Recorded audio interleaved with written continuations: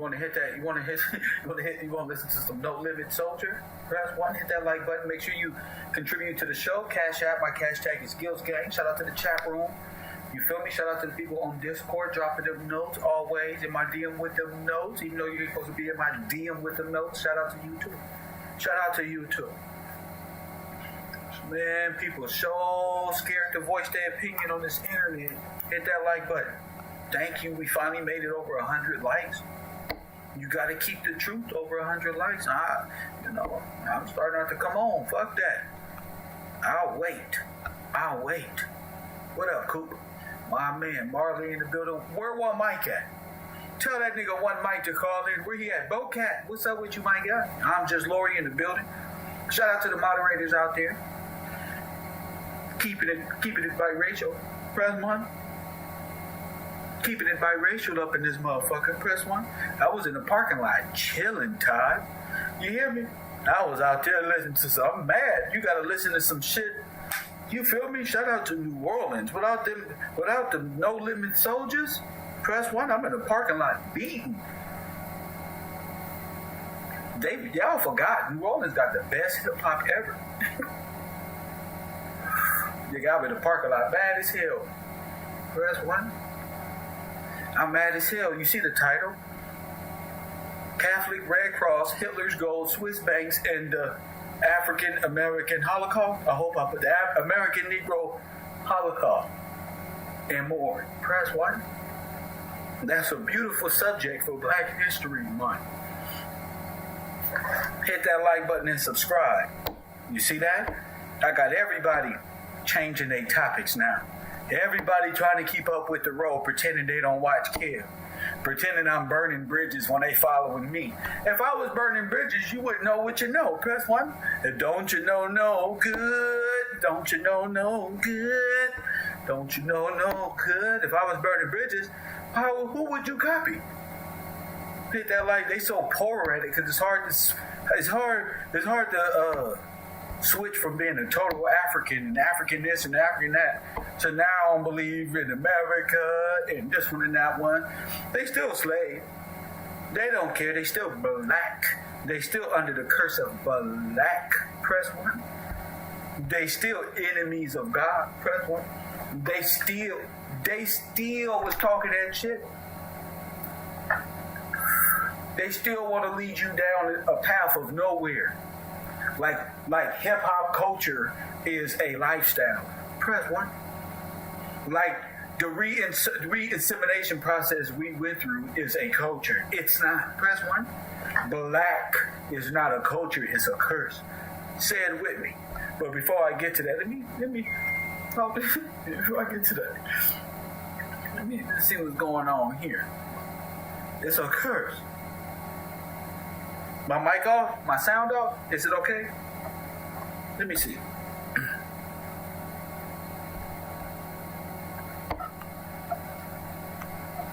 Let me see. Sometimes it be like that. Sometimes it be like that. Oh, okay. Here we go. Bingo. How's that? Sound better? Good. Sound better. Y'all heard me, but it sounds better on this microphone. Good. Don't worry about it. I got it. Because I had it on this microphone. I'll be playing video games and watching Netflix on different sounds and shit. So I'll be messing shit up at night. Press 1. Yeah, but that's what it is. That's what it is. I'm glad I got connectivity like that. Yeah, let me know. Don't just be sitting there. Let me know. But in my message, you heard that ding ding? That let me know. Not in y'all in the chat room playing around. Not y'all. That nigga said we can hear that fan again, though. Yeah, good job. Thank you for that. Now I'm upset though. I'm upset because we're so relaxed at the information. Not taking it in, explaining it. We got a lot of gatekeepers in the community that's pretending to be shepherds of the flock. And what's his boy name? I think it's Tariq Nasheed, who I was talking about. The new Kev Gill. Black. Press 1. Always black. They can't, no matter what they call you, they gotta call you black. Press 1. None ever in an identity. They gotta call you black. They try to cleave on to you that way. They gotta call you a color and not a nationality. You feel me? And then they say us and we a lot after they call you black. Ain't no black people on the earth. Ain't no such thing of a nation of blacks. Press 1. I told y'all that there's a difference between these people and I. I believe in royalty. Press 1. I don't believe in black. I don't believe in democracy. I believe in kingship by way of birthright. That's what it is. Press 1. And that's what it's always going to be. That's what the Bible say. And that's what it is. Press 1. It's just what it is. And Kev Gills is proving it all the way down to now. So niggas can be mad because my knowledge is a little different and it offsets what they believe. But hey, you can't prove me wrong. You can't prove me wrong. You see that? Now, you've been a pimp. Press 1. You've been a pimp. Shame. A Pan-African. Shame. Press 1. You go from pimp to Pan-African to true colors 1 through 17 to now foundational Black America race bait. That's your new thing. Foundational Black America. FBA. That's y'all new internet hoax now. FBA. You didn't get the museum. Now you got the American flag behind you. Press 1. We so got these fake old Mac head ass Negroes. Press 1. We so got the knowledge. Shame. And they over here sneaking. Press 1. Boy, Tyree the G. You over here sneaking the info. You don't gotta sneak, boy. Press 1. You just one of them gatekeeping ass Negroes that gotta take great new, innovative, insertive info and try to corrupt. Well, guess what? This information is incorruptible. As soon as you take this information, the people gonna know where you got it from. They're gonna be like, even your audience gonna be like, what the fuck is you talking about? We don't understand. Because they don't go to the U. Press 1. So you was just babbling about for likes and views because it's of to no avail. You're just trying to be whatever black people want you to be, whatever you think is comfortable in the sphere of consciousness, entertainment. Press 1. Whatever it is, they'll go to it. No, we came over on ships and we were buck breaking, and they were a week ago last year it was buck break. Press 1, it was buck break mountain. Press 1, it was talking about buck breaking and what you went through to slavery. And then Kev Gill said, shut up. Press 1. Sit this madness. Undercover Georgia, Atlanta nighttime speech pattern. Press 1. Nobody need to be hearing about no damn buck breaking, and slavery wasn't like that. Press 1. Guess what, y'all? I'm studying last night. I know we've been putting a lot of pressure on y'all. This fool ain't even worth a conversation because we was talking about the Red Cross. Press 1. See? Pivot. Bam. We was talking about the Red Cross, wasn't we? And how the Red Cross invaded America by way of Swiss banking. Press 1. They even carry the same flag. Press 1. They even carry the same, and they always seen as help. You know how to conquer a nation? Through emergency, when they asking for help. Like major catastrophes like floods and stuff like that. They had you thinking this whole time it been presidents and all this all the way up until 16 something. Ain't no damn president of America. Wave 17 on none of that shit. That's banking talk. You never had a foreign banking institution before the collapse of your nation. Stop thinking. Let me tell you something about a world fair. There was no world fair. Press 1. The World Fair is the cover-up. Listen to me. The World Fair is the cover-up. Listen to me. Ain't no damn World Fair. That's the history bullshit. Everything at the World Fair is a historical battle going on at that bitch. Press 1. I'm going to tell you why. I'm going to tell you why I said that shit ain't real. That story of a World Fair and how them people, that's the takeover. All them people at the World Fair should be criminally charged because that's the massive immigration that came over here. They weren't over there watching all that. They been programmed. This is Hitler's youth. This is Hitler's people. This is the Russians, the Khazars. Press 1. This is the Russians. I just watched The Kingsman. I know who you is. You put it in your movies. The concentration camps is ran by the American Red Cross. Without the American Red Cross, they wouldn't be winning the war against King George. You get it? Press 1.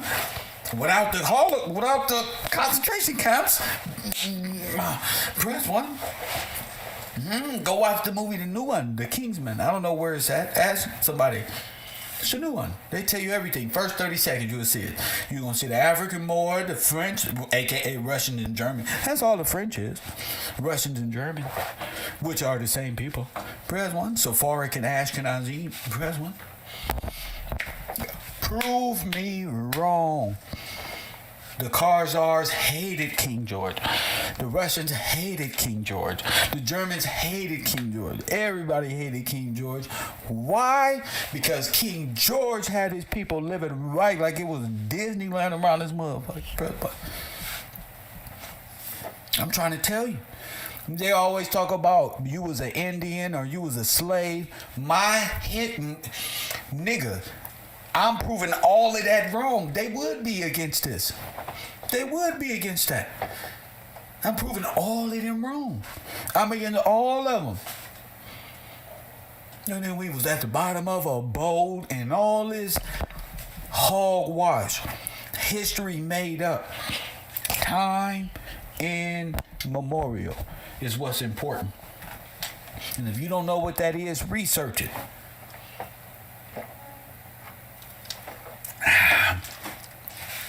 Research is the key to understanding what this is at the Row. So you got catastrophes, you got the Boy Scouts. Those are army units, you know. Those are army units in Germany. You know, the Boy Scout. Let me tell you something else. Do you know? No, you don't. No, you don't, because you ain't did your homework. Press 1. Press 1, Mike. Shame. Shame. Shame. Do you know that the SS is the super soldiers? Press 1. Of course you did. Supermen, super soldiers. Press 1. Of course you did. But did you know? Wait for it. Did you know the Red Cross are the ones who tattooed SS on these people? Yeah, when they would come bringing them over to America. Secret soldiers, Secret Service, super soldiers. Yeah, they didn't get them SS tattoos till they got to America. Right up under the arm. And you know who did it? The same ones who was injecting all them black families at the time. Doing all these science projects on the people who seeked asylum from being deemed refugees in their own land. Not like this. Not like this. Time to unplug. Listen, Rob, you gotta call it in. I said don't type nothing in my chat room. As a man, you use your vocal cords and call it in. Press 1. I'm tired of you niggas timing you out.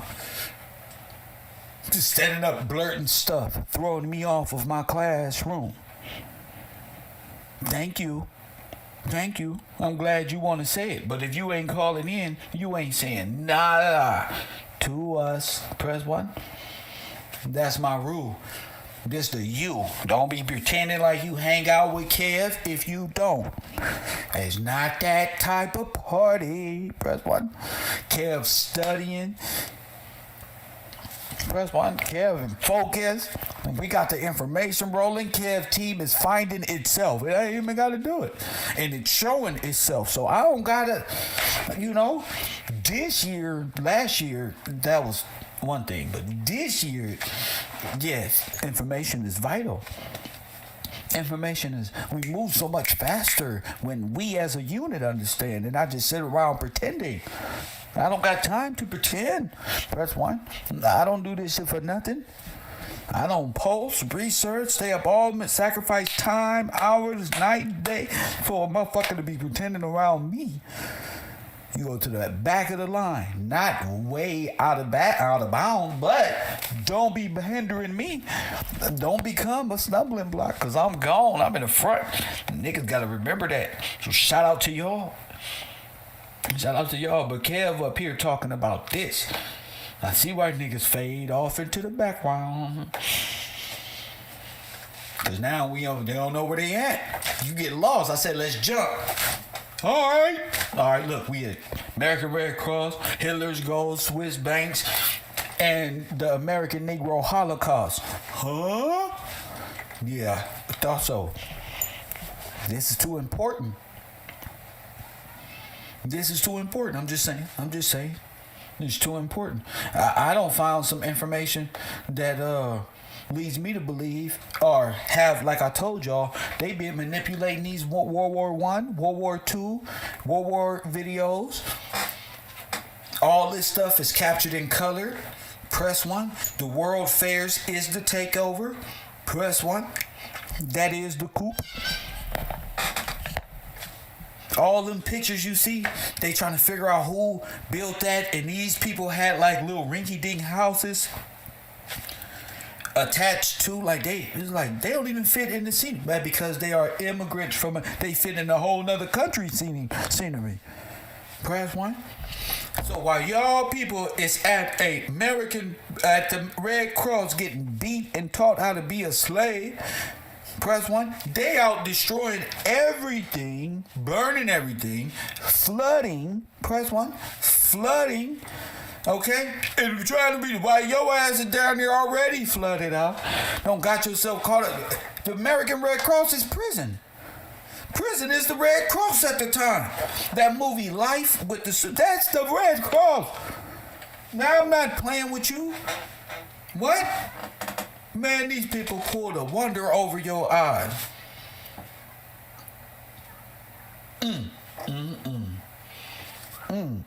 Hit the like button. 169 people up in here.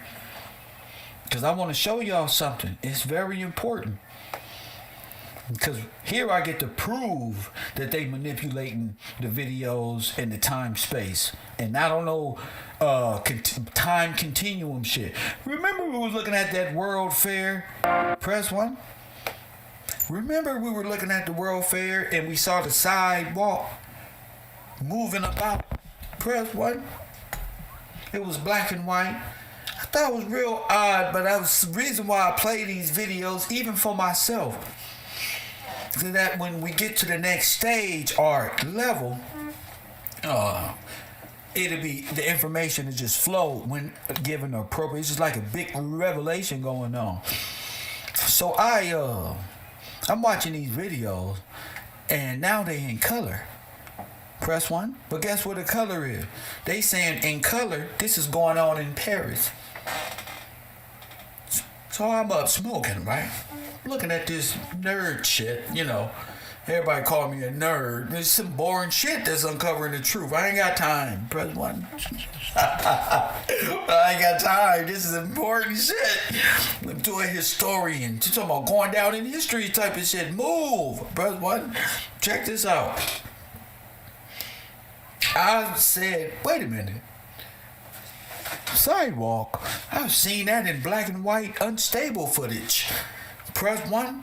I've seen that before, but it was in black and white. So I tried to scheme through the videos and double back and World Fairs, and I'm checking all the white people videos, and boom, I find it. Press 1.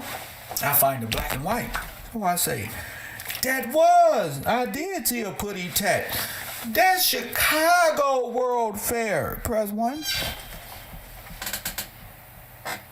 Got them. So now I got them in color talking about Paris in 1900. This is Paris during the Expo of 1900. Press 1.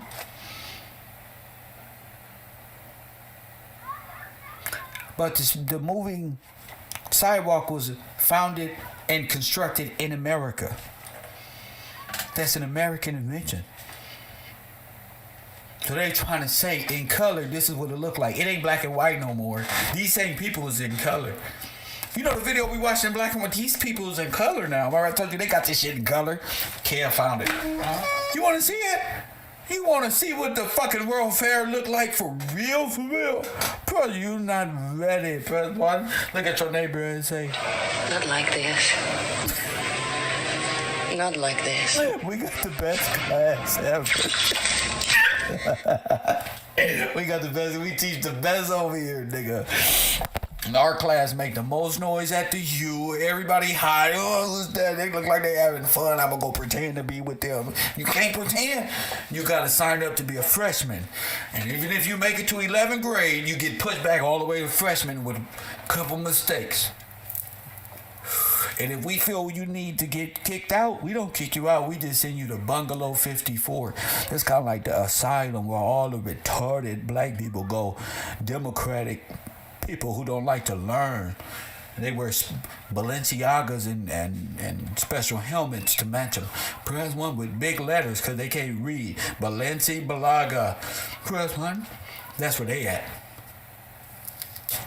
You can be cool right there at the U. And you're not out the U. You're there. But nigga, so what? But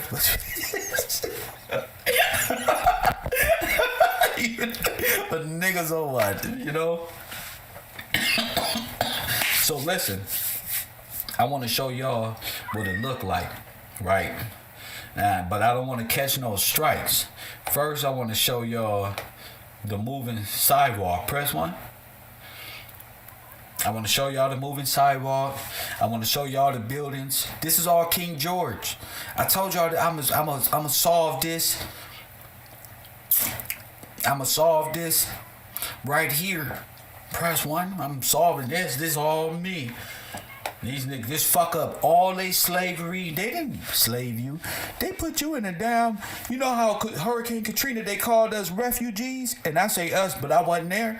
Press 1. Then they start seeking asylum into the federal FEMA camp. Oh man, that's how they get. The first takeover was that right there. Because we don't understand. We don't understand. So I'm going to show y'all some things. This is these same people that was in black and white. They in color. Press 1. If my white people here, look at your white friend and say, we got one who can see. Press 1. We got one who can see. Damn it, this motherfucker. Oh, yes. I done found their ass. So like Exhibit A. Exhibit A, y'all. Exhibit A. Color. Alright, now I'm gonna play it. Alright, you see that building? You see all this in this corner right here? This is beautiful, beautiful construction. Press 1. It's the same construction at the World Fair. Is that fair? No, it's not no damn fair. Those are real buildings. Okay? That's not no fair. That's like some Disneyland big shit. But you see that sidewalk right there? Oh my goodness, what happened to it? Did I get rid of it? What happened? You see that sidewalk? Where is that? Oh my goodness, I lost it again. That sidewalk is the movable sidewalk. And I caught their ass trying to sell it to me twice because I know I saw it at the Chicago World's Fair. You heard? At the Chicago World's Fair. Press 1.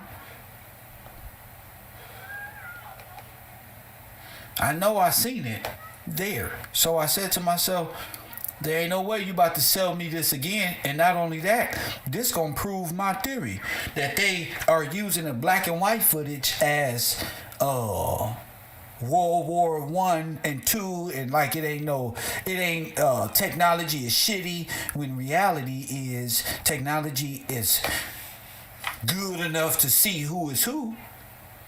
There's not black and white. It's not fumbling around. It's not using, you know what I'm saying? Steam, what they call that shit? RC boats and cars to prove a lie. Then when you telling the truth, you don't gotta prove the truth. The truth proves itself. The lie gotta work hard. Hard, boy, that lie. Soon as you lie, you gotta make up more lies. You gotta make up more lies. That's one. That's why a person with the truth can dissemble all the lies, can just dissemble the shit. Now look, this is a big place. You see that? This is a big place. But that ain't what I saw that got my attention. Now I'm really paying attention, like damn. But this moving sidewalk is everything. And if you are in class, you should know about the moving sidewalk. Press 1. Now these are the same people moving about. Press 1 on that damn moving sidewalk.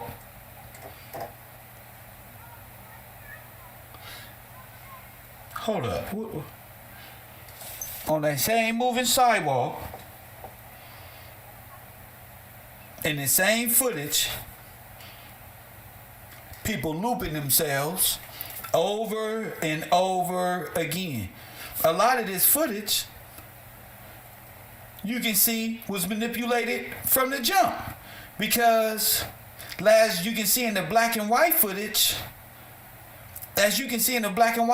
as we seen, we noticed a lot of discrepancies in the cinema and started naming the deceptive practices in the cinema.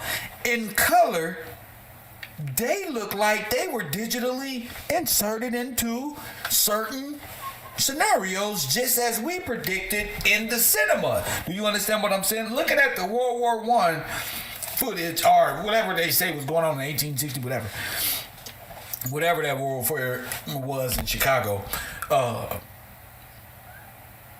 we came up with that theory. Hey, wait a minute, they gotta have this shit in color somewhere, because this shit look like it's manipulated in black and white. And then when you look at it in color, what looks manipulated is the insertion of people. Not the background, just the insertion of people. And I thought that was odd, to say the least.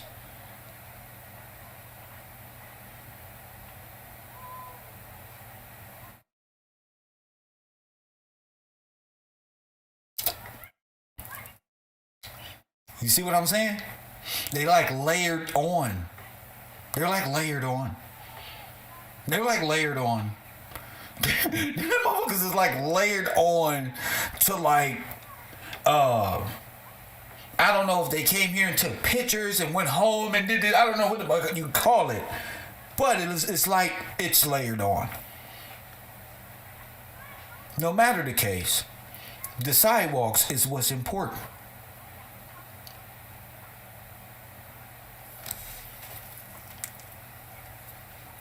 And you can see right through him. You can see right through these individuals running back and hopping back on. The background never changes. But the answer, look how fake. You see that? Look, and she got on what? A Trinity jacket. A jacket that was worn by who? Not them. So just pay attention. Remember this in black and white? It's like, why is it not in color? What do they look like? They used this and said Paris in 1900. But this is America. That's transparent, right, Coop? Now, they were saying that was Paris. 1900.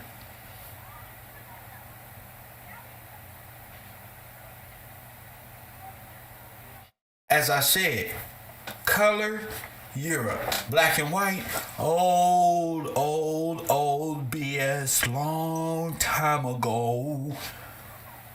Speed it up, slow it down. These people are were and will be the masters of media manipulation, spellcasting, time manipulators to the person who's perceiving time through the eyes of the conquerors. As I said before, alternate universe. The Nazis, the Russians, Japan, they won the war. They all took pieces of America, press one, and X'd out by way of catastrophe, and X'd out King George and his blood relatives, which are the landlords and landowners. And you are a part of that family, press one. You are a part of the lineage who are supposed to, that is inheritors of the land, not by way of catastrophe, extinction practices like Holocaust on American Negroes, but natural heirs to the ones who are native or Aboriginal Americans, or who you would call Americans, Aboriginal to the Americas, and they weren't like Indian that these other fake pan-Indians are trying to have you believe as well. They're fine, young, black, copper-tone, innovative people who believe in God and laws based off of the scripture. Press one. No other way, Tariq Nasheed. All you Christ deniers, all you unbelievers of God's word, don't try to lure God's people away with more black and Balaam and Shazam, East Indian propaganda, when Kev got the truth right here. Press one. The prophecies of the Bible is real, and y'all mad because you don't know nothing. Hey man, they don't know nothing. You can't copy. You don't even know what I'm talking about if you don't got a little bit in you.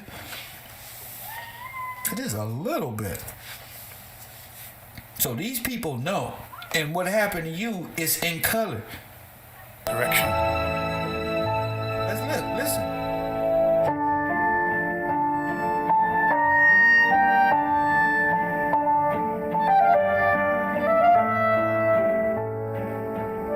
All in color. In the distance, the travelers on the moving platform can be seen moving away towards the avenue of La Motte Piquet.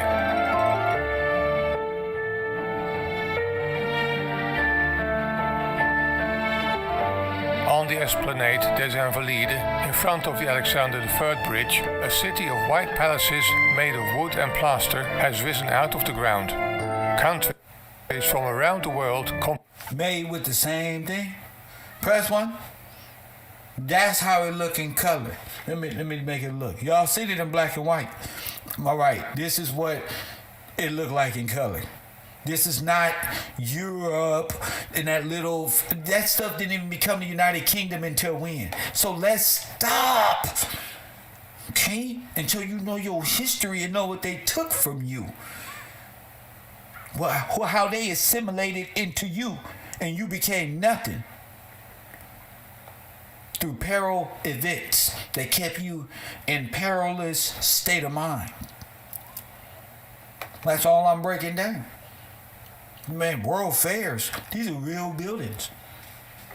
This is real. These real cathedrals. This is the real church. Organs, big organs. Them people playing music like the Catholics, like they say they be. Could you imagine black people? You can't, can you? You can't. Yeah, be what? T.D. Jakes with an organ? Please, we always been this. We always been God's people. You always been here. They got it in black and white in St. Louis so you don't know it's you, but they put it in color for they people to remember that that's them over there. That's not there. That's here.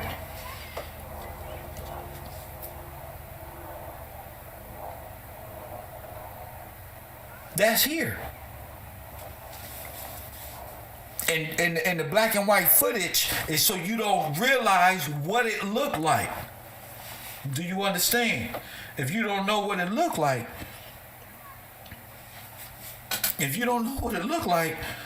you know, and you think you an African slave, not one thing you was, y'all just call each other kings and queens and then realize what you live, who you got it from. Press what? Now, I know this is Chicago.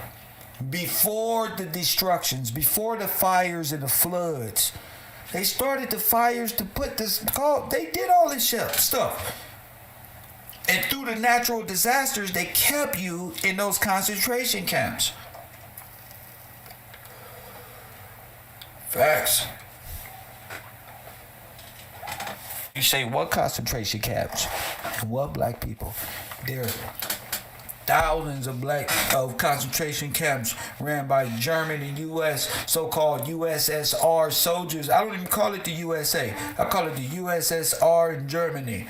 Getting together, press one, with all of their Asiatic, their axis of evil, as they say, and came over here and pretended to be under a false flag, which is a humanitarian, a world recognized of humanitarian helpers. Press one. Not no damn invading army, but what did Hitler do? You don't know nothing. I'm freestyling right now. What did Hitler do? Hitler is the Jesus Christ. Press one. Hitler is the damn Jesus Christ to these people. He knew exactly what to do.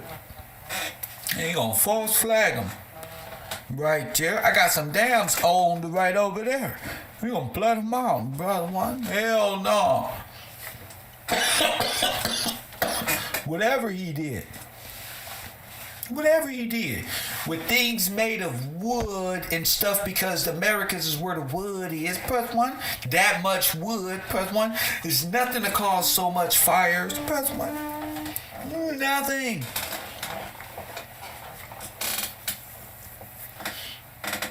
They knew what they was doing. They knew exactly what they was doing. Your conquering didn't come. And that's what they like to say. Your conquering came because it relaxes your mind. If your conquering just happened, then you know what dire situation you are in and who stole your identity. Press one. Ain't no we, and ain't no such thing of black. You feel me? People gotta understand, this is some deep stuff. There's some deep information. And I know it's hard to conceive because you've seen yourself as a slave or an Indian, and this is deeper than all that. That ain't even, the African shit ain't even real.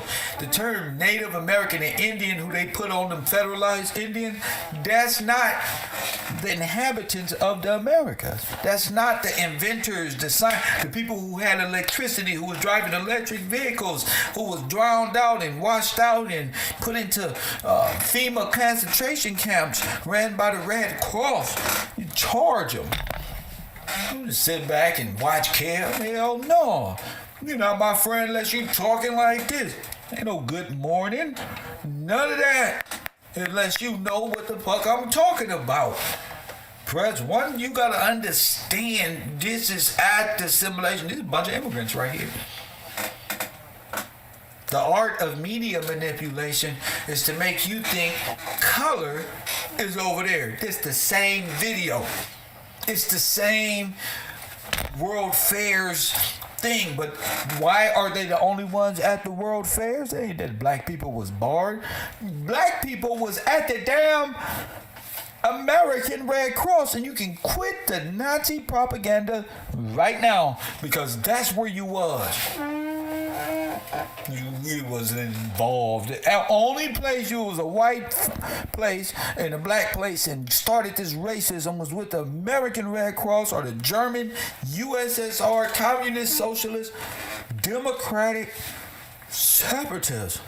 Press one who came to this nation, and ever since they came here with their, yeah, we're all friends. Actually, they all decisive and divisive.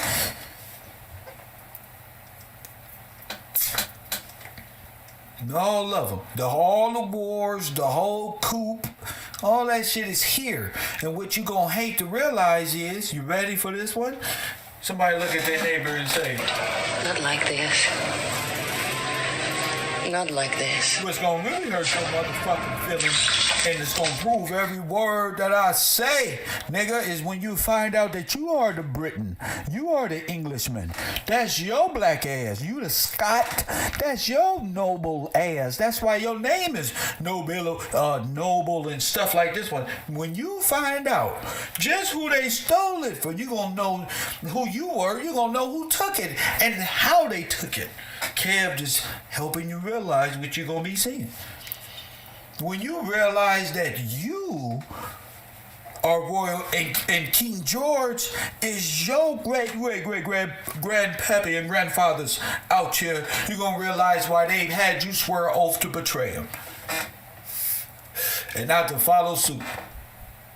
They promised y'all good shit in that federal government. Red Cross camp, all you got was slavery. 1900.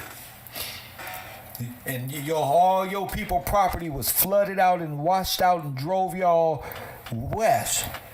That's all you can do. Press one. They broke dams and did all type of things. These folk came over here. They're begging to get on your land and help out with a catastrophe just to get on, like they say. The devil is only in your house when you invite him. Press one. Not like this. Not like this. Facts. You know Africa you can go to. It's your homeland. Your homeland is right here, or the kingdom that your forefathers owned. Press one, just like North Africa in the subversion. Press one. Wherever the king owned, that's you. You welcome. You work yourself up, get yourself emancipated. Press one. Our problem is we helping out people who plotted way over there. They don't want to emancipate. They want to emancipate from work. Press one. They don't want to come over here and work. They want to come over and take over and make you and your descendants work. When they from a whole different place. That's why I said, who works at Chuck E. Cheese just to overthrow the owner? Just leave. Just leave. When you find out you Great Britain, you the Englishman, press one, that's you. You never heard of the black nobilities? Black nobility? This is all under the kings. No. Because we bought into corporate history, just like I said, ideologically subverted the Negroes. Say it with me. We believe in corporate history. That nigga Kev waking us up. We believe in corporate history. What the supremacists taught us. What the supremacists taught us. Somebody said we believe in golf courses. We believe, man, we monkeys. We came from Africa and they raised us up in 16 something. And the only reason why you're alive today is because they freed you. Freedman, but slave. Freedman or slave. Or was you an Indian floating in the goddamn universe on the back of a turtle? Which one? Press one. Are you? What are you? That's what I do this for. So I can ask these questions. What you saying, Tyreek? Black? So I'm going to ask Tyreek, do you know what the term black is legally? He going to say, yes. Then why would you have? Because that's how we identify ourselves. That's what I got to deal with. That's what I got to deal with in the world.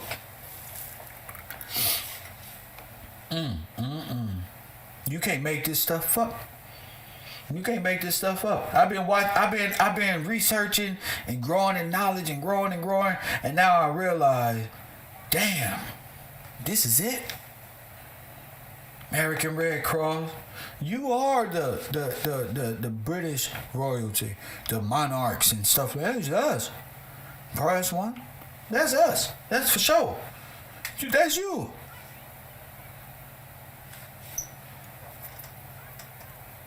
I know that now. I'm listening to these white folk telling me about black European history. This fool gonna tell me a European wrote the Bible. I'm telling you, King James is black. Shame. Press one. Shame. They using these tricks on us. They use these little tricks on us, and then and play dumb. They play dumb.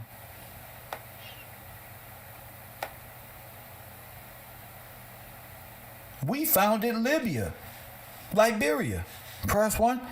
I thought Africa, the Moorish tell us, Tariq Nasheed say Africans came here and established Americas. Nigga, we founded Africa.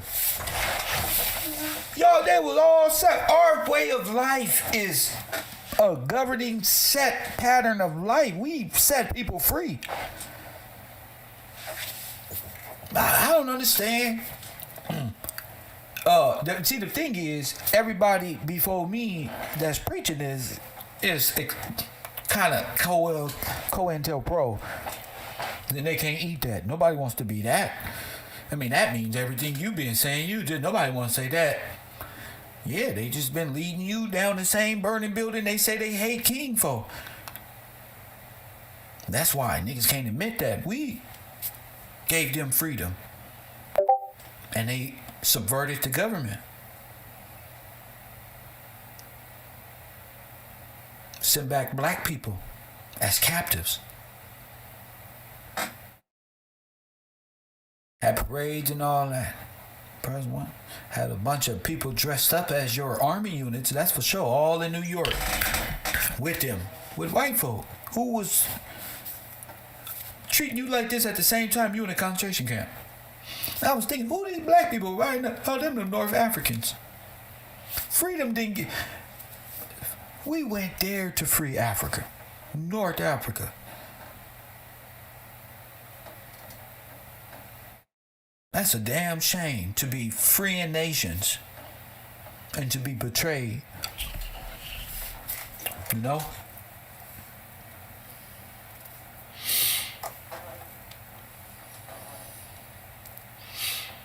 Water World, I don't understand if you know English. I don't understand. Can somebody tell Water World what I said earlier? I don't understand it. I don't think Water World understand English. I don't think he understands English.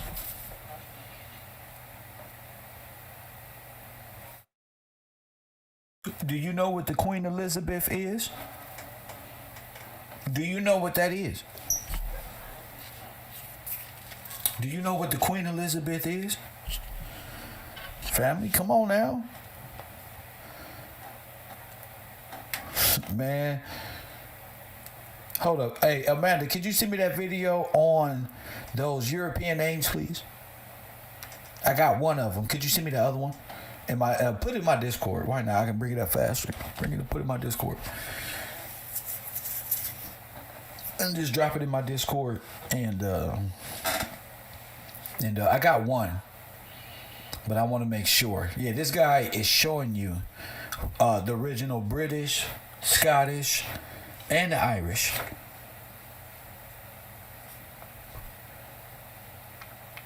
And Irish. I just can't believe was hitting my information videos.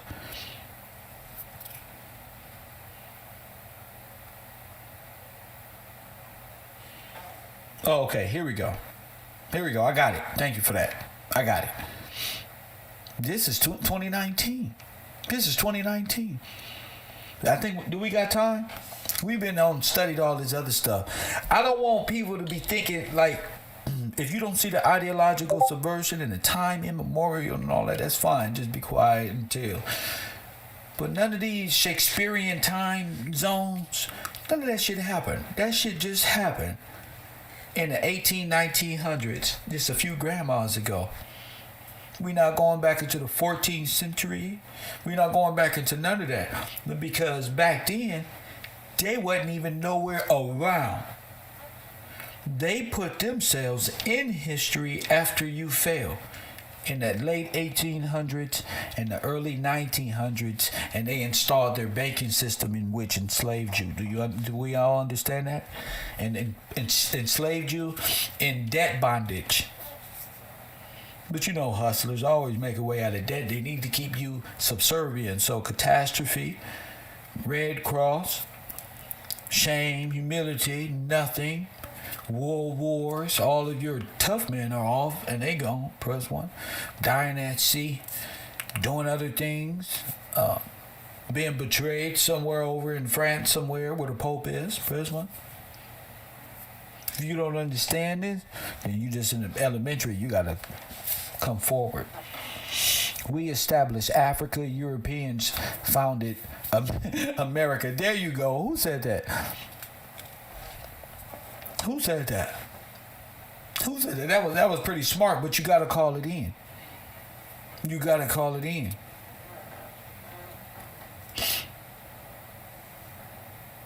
That was smart.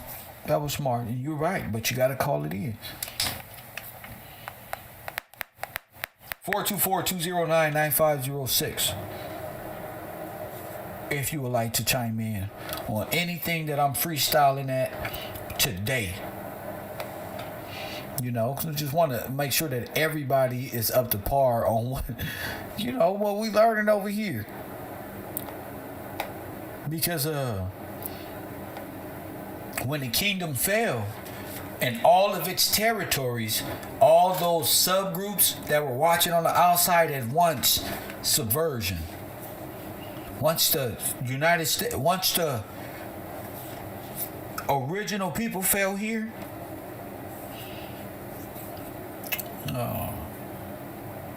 it was nothing for the subversion and all of its territory as a defeated nation. You got me? All came under the power of who? The church. Catholicism. They took the crown, they took the church, they took the estate. They took everything that King George and the people of the Americas worked so hard for what they seen as no way they should be living like this, especially as black people, as black nobility. These people got this type of hate in their heart. They got that type of hate in their heart. You understand?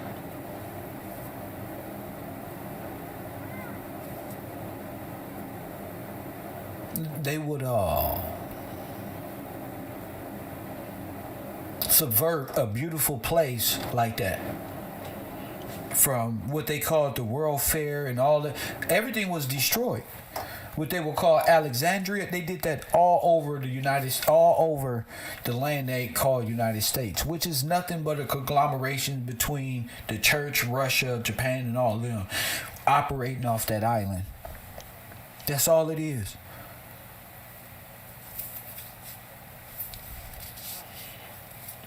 It was never intended for America or this nation and the landowners to be slaves to foreigners. Never.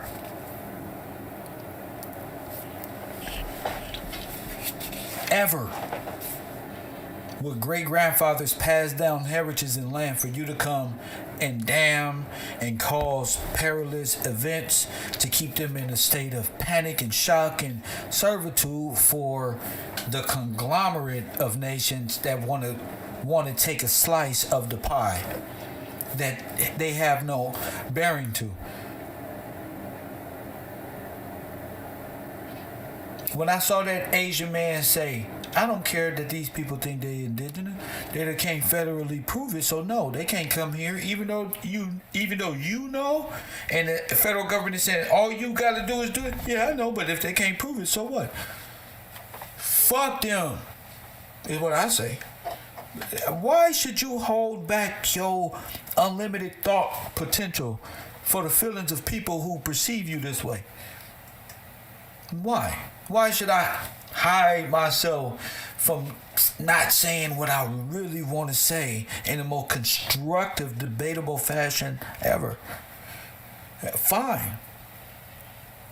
There's so many people that don't want me to say it like this, or they don't like me because I say it like that, or if I gave a shit, man, if I continued to care, I used to care, I don't care. Forget them. I'm worried. If you can't hear what I'm saying, there's something wrong with you. Damn it, you're just a hater. You're just a hater. We talking about extermination Nazi type. The Nazi is nothing more than a Red Cross extermination programs in concentration camps at the time. That's what they was. You can put whatever swastika logo you want. That's what y'all attribute to Nazi Germany. That's what the Red Cross did to African Americans. Do you understand what I'm saying? That's why this is important to me. Because somebody got to explain why we don't got shit. Press 1. That's why. It's too damn important to be talking, Kev, good morning. Fuck that. Good morning. My good morning come when I hear men speaking and fighting for what's theirs. Shout out to that basketball player, J.R. Smith. He said, man, I sit back and wonder how much money we lost. He not like Kwame. Got an excuse for every damn thing. Spending $100 and something million just to go to fucking Walmart. Press 1 and buy shoes. Press 1. I don't care about that. You just can't accept. And see, but J.R. Smith, a real person, can look back and say, damn, man, we need our own gym.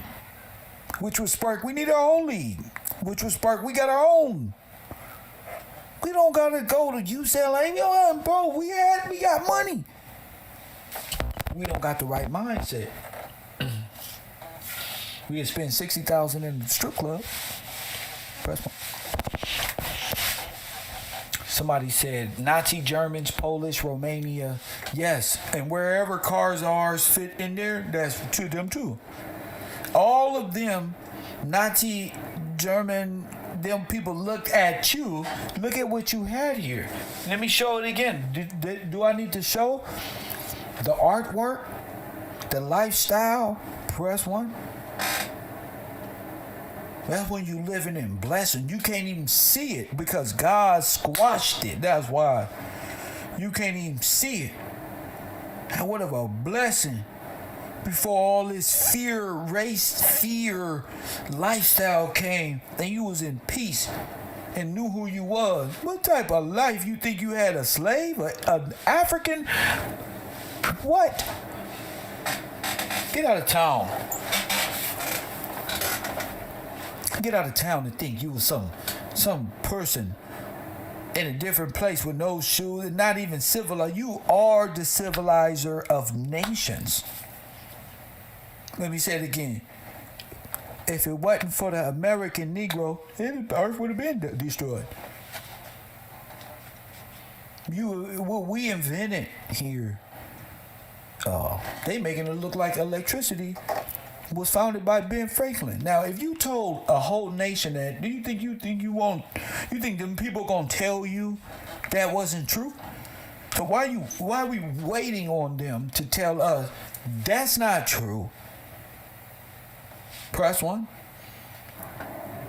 Electricity being here before you even got here. Wireless communication. Press 1. Being here. Eiffel Towers, being here. Pyramids, being here. Greatness, being here.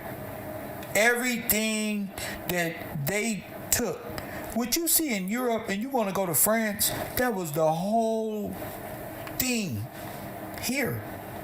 They, during Civil War, World War I, they destroyed everything.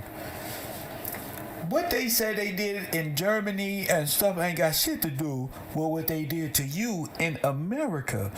That mind control can work on German and Russian and Polish people. Let them convince themselves that that's what happened. Worry about what happened to you, Whoopi Goldberg. Press 1. Worry about what happened to you. How they had us in extermination camps. How you don't know you was in a POW extermination concentration camp? You don't know that. That's because you got gatekeepers over you that said you from Africa on a boat. That's why. You don't know that our American soldiers had to go through this process? Our American soldiers was executed by the Vatican state?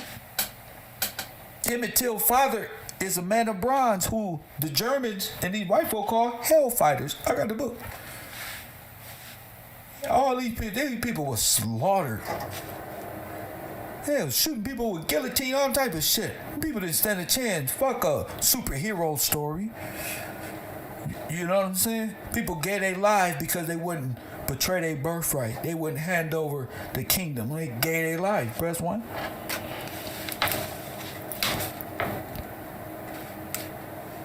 That's a trip. There are no world fairs. All that beautiful architect, that's before they rounded you up. Yeah, see, they rounded you up and put a Star of David on your chest. Yep, it was a lily. It's like the children of Israel. Press 1. It's like the saints. Go marching in, that shit right there. Yeah. They branded you and simulated you with cards and the number of the beat. Press 1. The social security number that comes from over there where they number you. Press 1. Yeah, they number you, tattoo you real good, label you. People was running. When the federal government, you wasn't working, they coming to get you. It's illegal to not have a job. And then it's free. They work for free. So it's illegal to even, nigga, this is Nazi Germany. You can't even hang out. You going to jail. That's where you're going to work for free anyway. But that's the Red Cross, is where you work for free. The Red Cross and the federal government is the Red Cross, is the federal government. FEMA, Red Cross, federal government, more power, more catastrophe, more money, more this one, expand, more camps, more this one, more subversion, more maritime law, more Holy See. Press 1. And they all work for the Swiss banks that come in for emergency purposes. You beg for them, NATO. This is your damn NATO. These people was Germans and Russians, and they was over there fighting. They over here like this with guns and stuff, watching you. Get back, savage. Take this vaccine. You want to get back on your homeland? We got rifles. Move. These Boy Scouts and shit. These is little soldiers. 19, 20, 21. Those people don't know how to take that. What the hell? And this ain't 1987. Niggas gang banging and about to go through that. But this is 1900. This is the takeover of. So you got people coming in with the cross, the Red Cross. Do you know how many Nazi Germans? No, I don't have to show you. Google it. Came in and joined the Red Cross to get in America. All of them. They gonna make up a number and say maybe 1,000 or whatever. All of them. Everybody who came over here in the 1900s came by way of the Red Cross. That's who gave them their shots. And how they get all these clothes? Where they get all these clothes, beautiful Americanized clothes from, coming from a place where they wear hand-me-down shackles and fucking things over their head that draped down, and they was all like this one. How they get them American nigga clothes then? Well, what happened to the black people in the world fairs? You don't want to know. What I think a concentration camp got some goddamn clothes from in the 1900s. I don't gotta think where they got clothes from to give to their people in the 1900s. I just told you the Red Cross ran the concentration camp.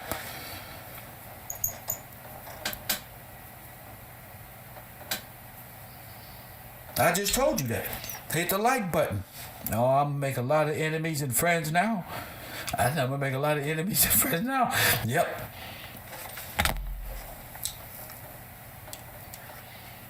All these people, you trace these people by blood, they all the same.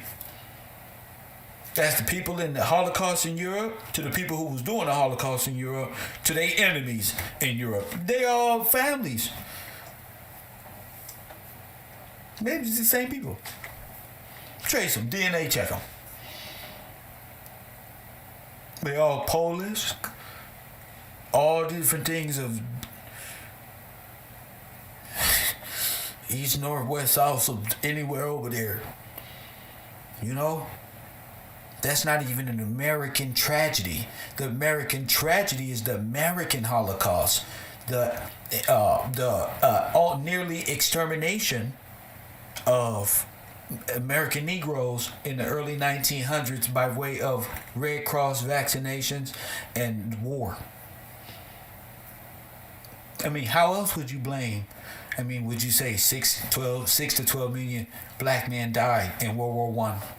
How would you explain 12 million missing, 6 million missing black people? Men. You know, heirs to land. How are you going to explain that? War. That's how. World War I, like this one. World War II, well, like this corporate law, this corporate history. World War II, and we were flying around planes like this one, and they attacked and bombarded Germany. And your dumb ass and my dumb ass sitting up there watching, woo, they whooped Germany ass. Meanwhile, that's happened to you. Alternate universe, that happened to you. Mic check. Mic check. That happened to you. That happened to you. They looking down and they seeing all that land. They open up them when we watching them war movies and the war documentary. Like, man, they finna drop some bombs on Hitler. Look at the view, the GoPro angle. Look at this motherfucker. Look, you look at that land down there. Them is innocent people. First off,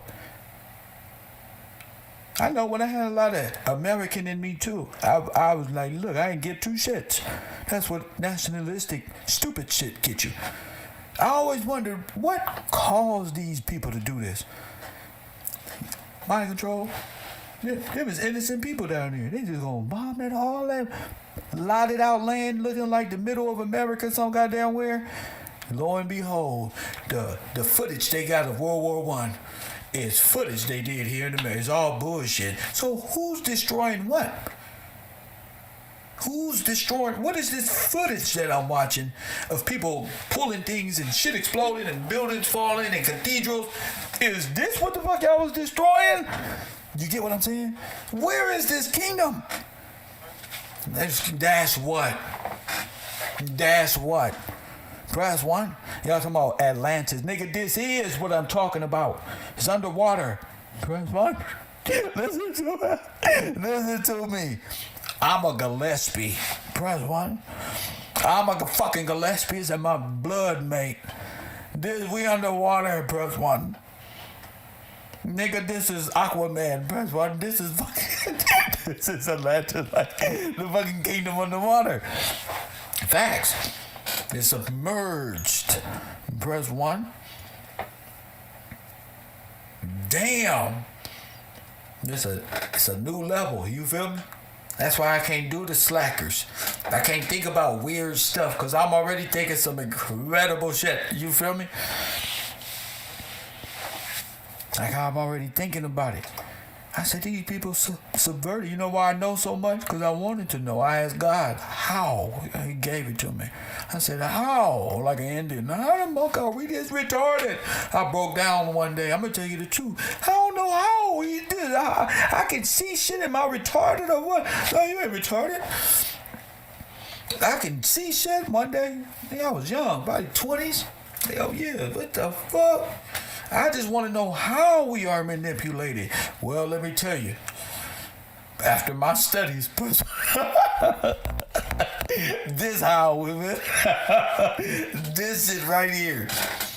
I just said how. I wanted to know. Asking ye shall receive. But that's from the Bible. You wouldn't know that if you turn your back on the word.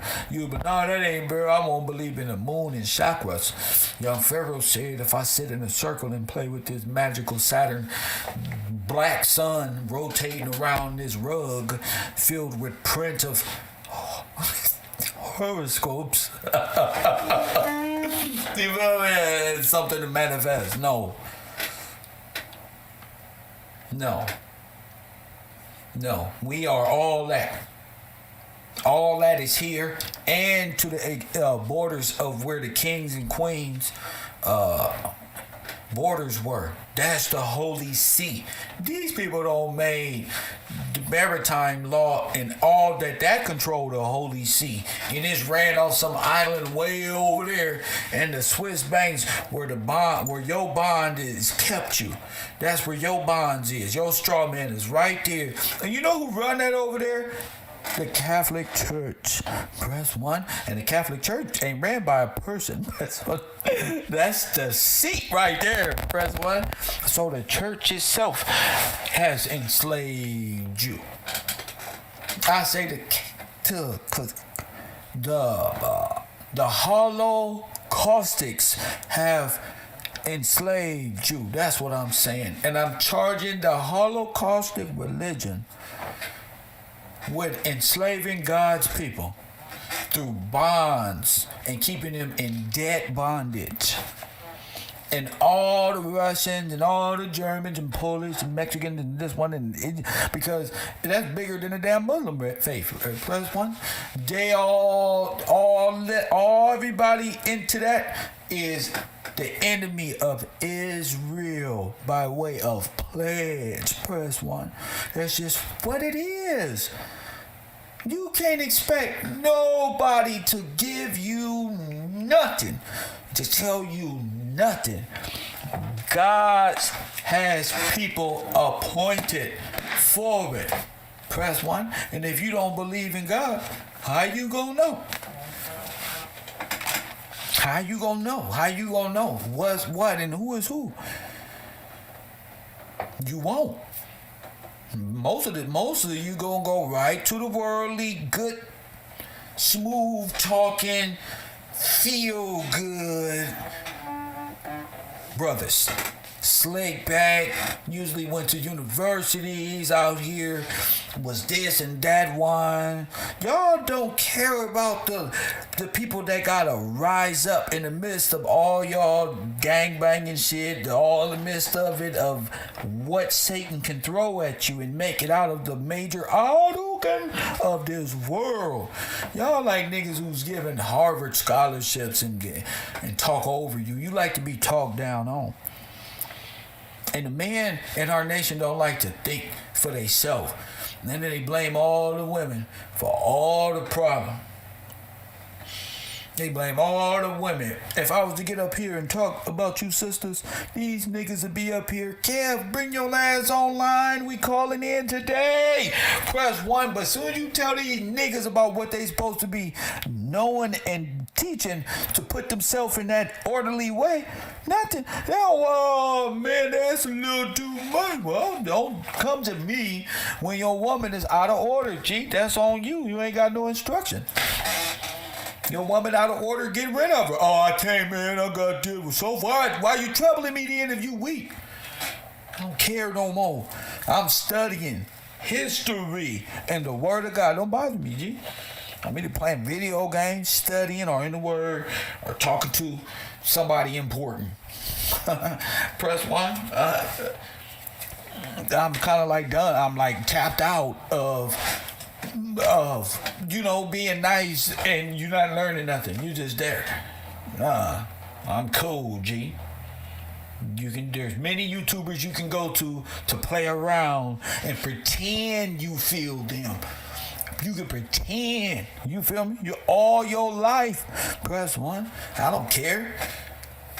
This ain't the place you want to pretend. You feel me? Yeah. This ain't the place. We work too hard, G. So beyond the American Red Cross, they hate when I breathe, when I take my breaths. They don't know that these are my breaths to slow down. Press 1. I gotta remember to breathe. It's okay. They tell me, Kev, you breathe. You don't know why I breathe.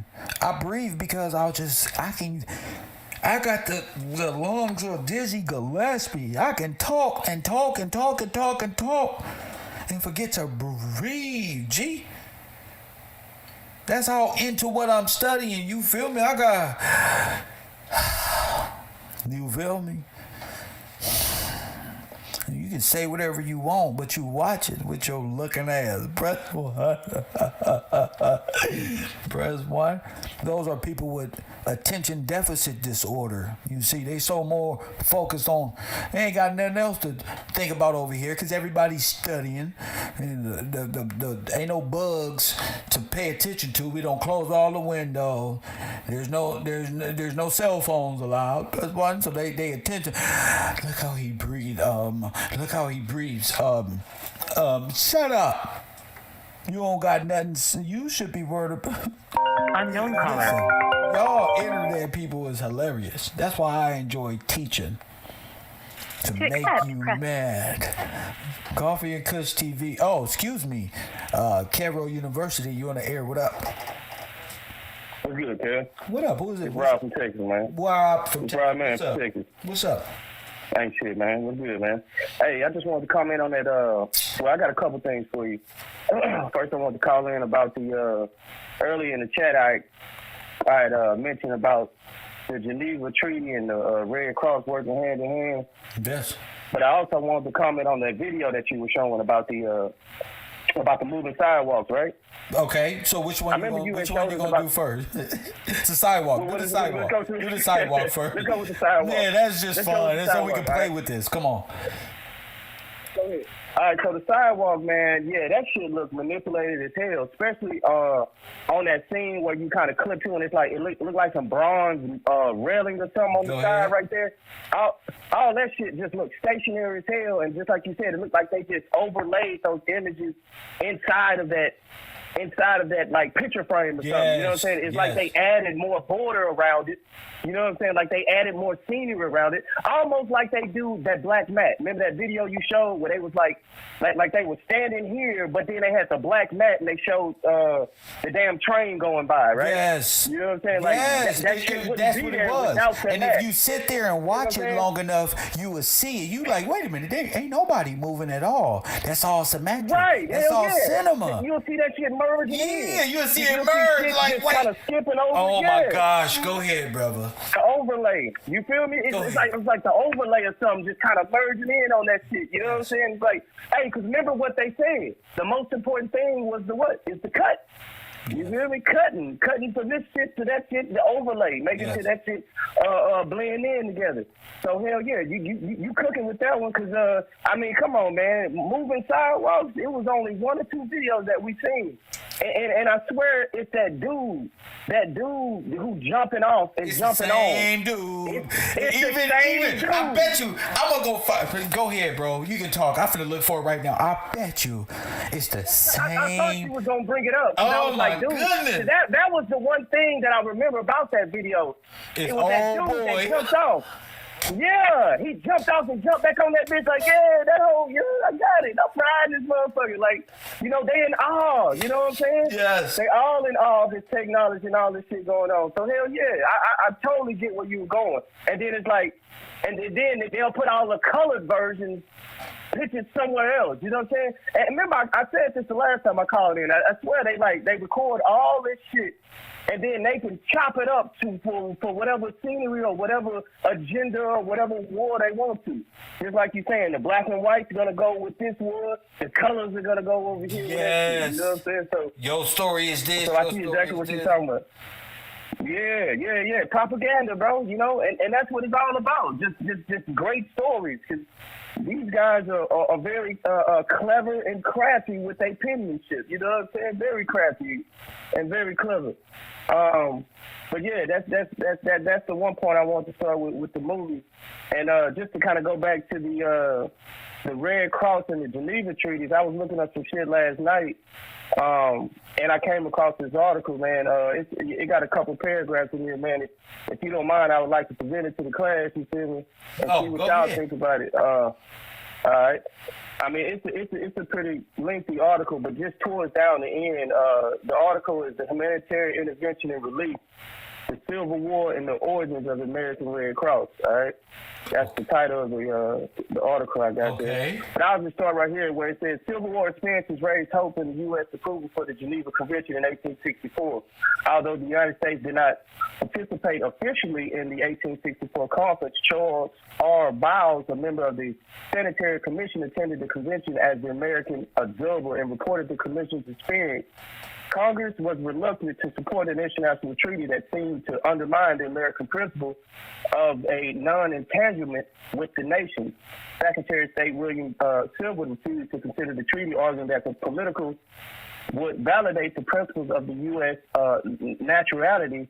Henry W. Bowles, all right, whatever the hell that was, who headed the Sanitary Commission. Bowles was a member of the commission created the American Association for Relief of Misery on the Battlefield in 1866, lobbying the fraternity to Congress to ratify the Geneva Convention. So basically, they want to hurry up and push that convention through.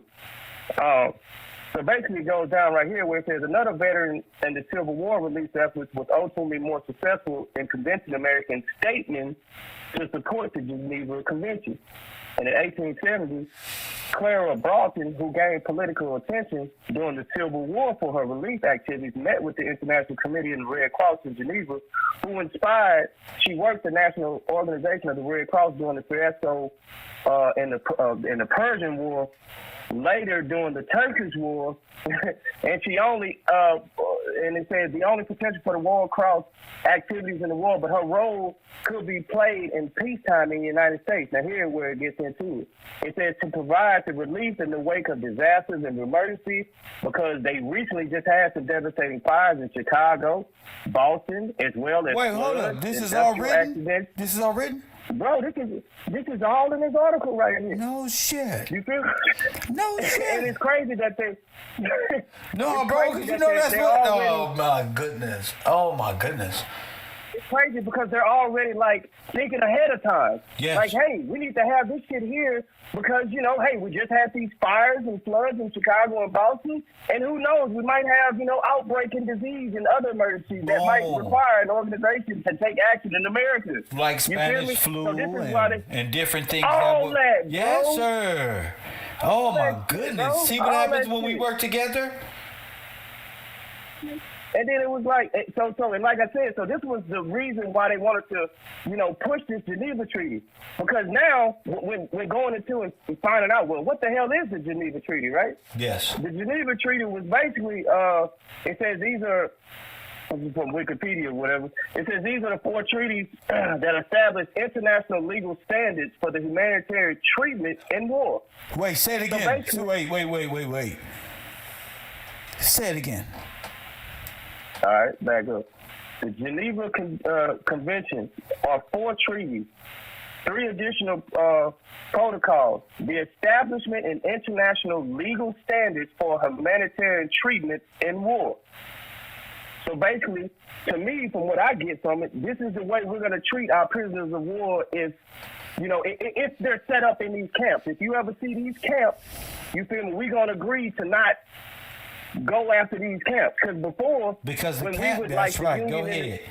Go ahead, brother. Because before that, I mean, think about it. Who was taking care of us, you know what I'm saying, when we got hit? You know what I'm saying? It was your own family members. The camps. It was your own people.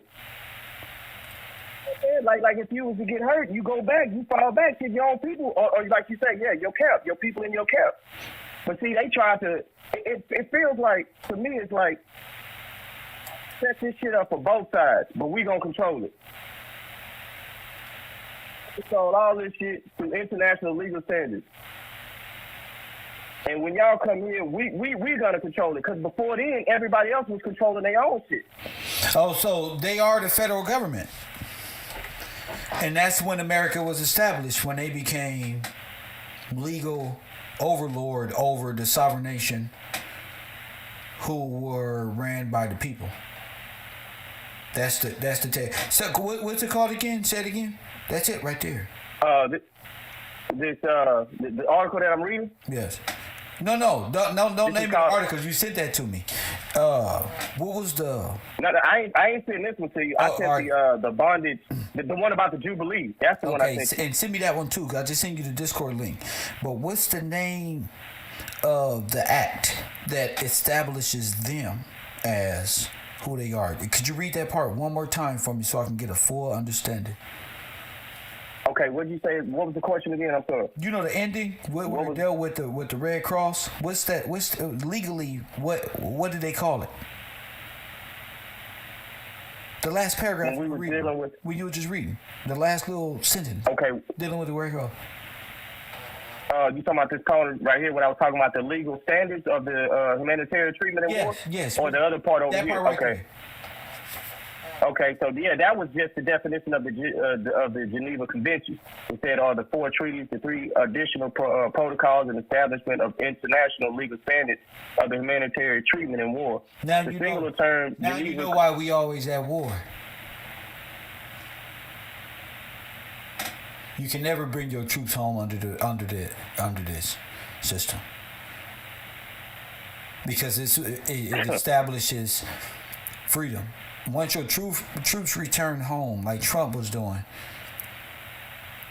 that's why they want to go over there and mess with Russia. And because the federal government or FEMA or whatever this emergency system is that controlled by way of Geneva Conventions. Who's a part of that? All the European nations? Well, yeah, for sure. It was the British. It was the damn. I just read that. I think it's at the beginning of this goddamn article. It talks about the 3. It was the British, the Americans, and somebody else. Them all the same damn people. Them all the same. You know, the British, but all of the United Kingdom wasn't even formed until the 1900s. These people sick. They didn't become Britain until they stole Britain from King George. That's what. And that's just insane that we have not even pay no attention to the allegiance to foreign bankers that we've pledged to, our forefathers pledged to, outing ourselves.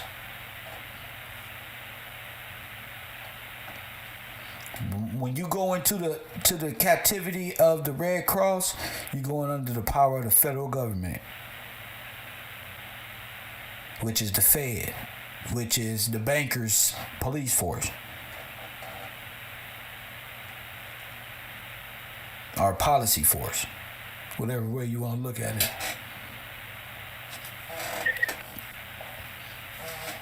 And you know who run the bank? Well, the Popes do. Thank you for the call. Coffee and Kush TV, you on the air. KevRow, this is Caesar from Connecticut. Appreciate you. I wanted to follow up on the caller that was just on. Yes. Maybe I was delayed, but I just want to, with the Swiss, with the Geneva Convention, the Germans.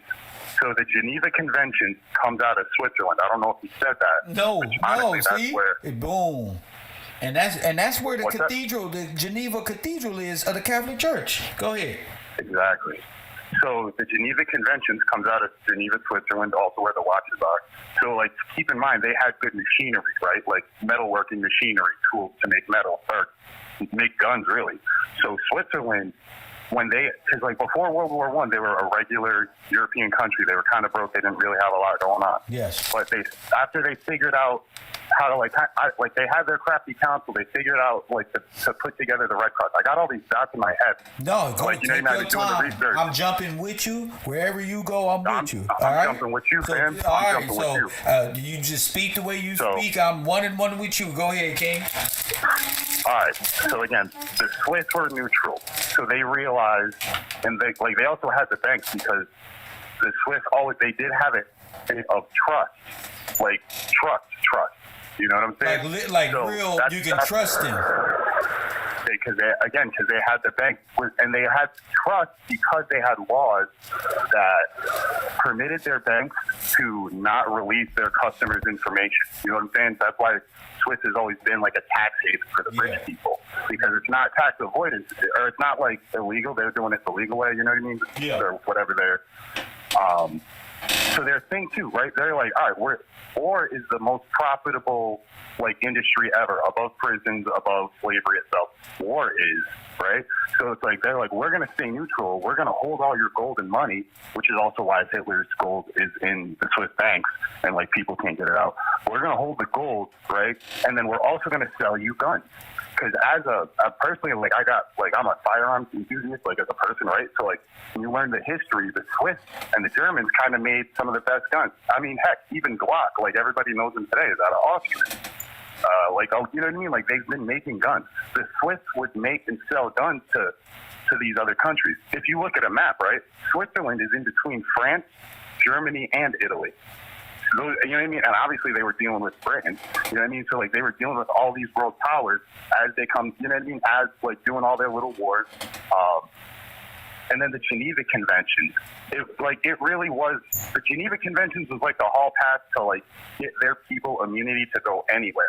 So think about it like dude was saying, it's a contract, it's a treaty that says this is, say, the minimum requirements of how we're going to conduct war and treat people. But like you were saying, it's like the first edition of like the UN, you know what I mean? Because like the countries that signed it, now they're obliged, like now, like you're just saying, like the U.S. has people in the Ukraine because even though like the Ukraine's not even in the Geneva Conventions, it's like we're just being sent over there because we're just puppets. We're all being by way played. of Geneva Conventions, correct? Yeah, and it's crazy. It's crazy. It's like, cause like I've heard humanitarian purposes. Yeah, like people talk ill about, say, China because they use like genetic warfare, biological warfare. They'll say, oh, they're doing stuff that breaks Geneva Conventions. But then it's like, I don't know, like it's still like a farce because like it kind of doesn't matter, but it is doing something. Right. It's very nefarious, and yeah, like that's. I'm kind of like Chinese is like well, like the Geneva Conventions is Christ-like. You know, they're like, who gives a fuck about the Geneva? They know the truth. Shit. You know, it's crazy. I got some videos I want to post in the Discord. I was like just kind of a little mind blown on it and like trying to make it make sense. But like that you're freestyling today, like that's all guy, like he's saying, like you gotta call in and just talk to him, man. Yeah, you know what I mean? Bro, there's some deep information, man. Yo, and one other thing. I'm gonna say this, I'm gonna go sharp my pencil, I'm gonna sit back down. So we know it's the Red Cross and the IRC, or the International Committee of the Red Cross. In other countries, in these Islam countries, they use the red crescent because they moon worshippers. They also use a diamond. They got the different symbols for the different areas. And yeah, it's crazy. But the Red Cross is like, that's it. That's like the real. Yeah. You know what I mean? That's where all the banks. That's where the banks came from, and all the treaties put everybody into this. We got to adopt by the maritime war. But that's who subverted and controlled the American Negro. Thank you for your time, sir. My man.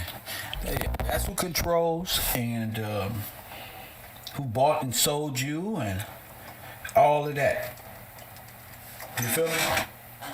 They are the Crusaders. Press one. That's them. They just did it. So Kareemio, he's a Crusader. He want to keep your mind on Indians and you being old monkey bones of the first human being and this one and that one. Sir, you're an invader, sir. A conquistador. That which is. Press one. How we go from black nobility, press one, to Indians, savagery who moon dance and dance around. How? You see? None of this makes sense in my time zone. Y'all stay out my time zone, which is the 1800s, the 1900s, and the 2000s. This is my zone. Press 1. Y'all want to talk about that shit that happened in 7 AD when they just found the wheel and was rolling it around? Be my fucking guest. Press 1. Be my fucking guest. You want to be fucking smart? You want to jump to the next level? Press 1. I give you Europeans and black names. Press 1. See? Gotta get you. Press 1. I gotta get you one time. Look at this one. Ain't this a bitch? Somebody look at your neighbor and say, Not like this. Not like this. not like this one. They said they took your name and gave you European names. I told you. Gave you nothing. They took your name and gave themselves your name. Press 1. I told you. Our people are the best. We some good folk. We some good folk.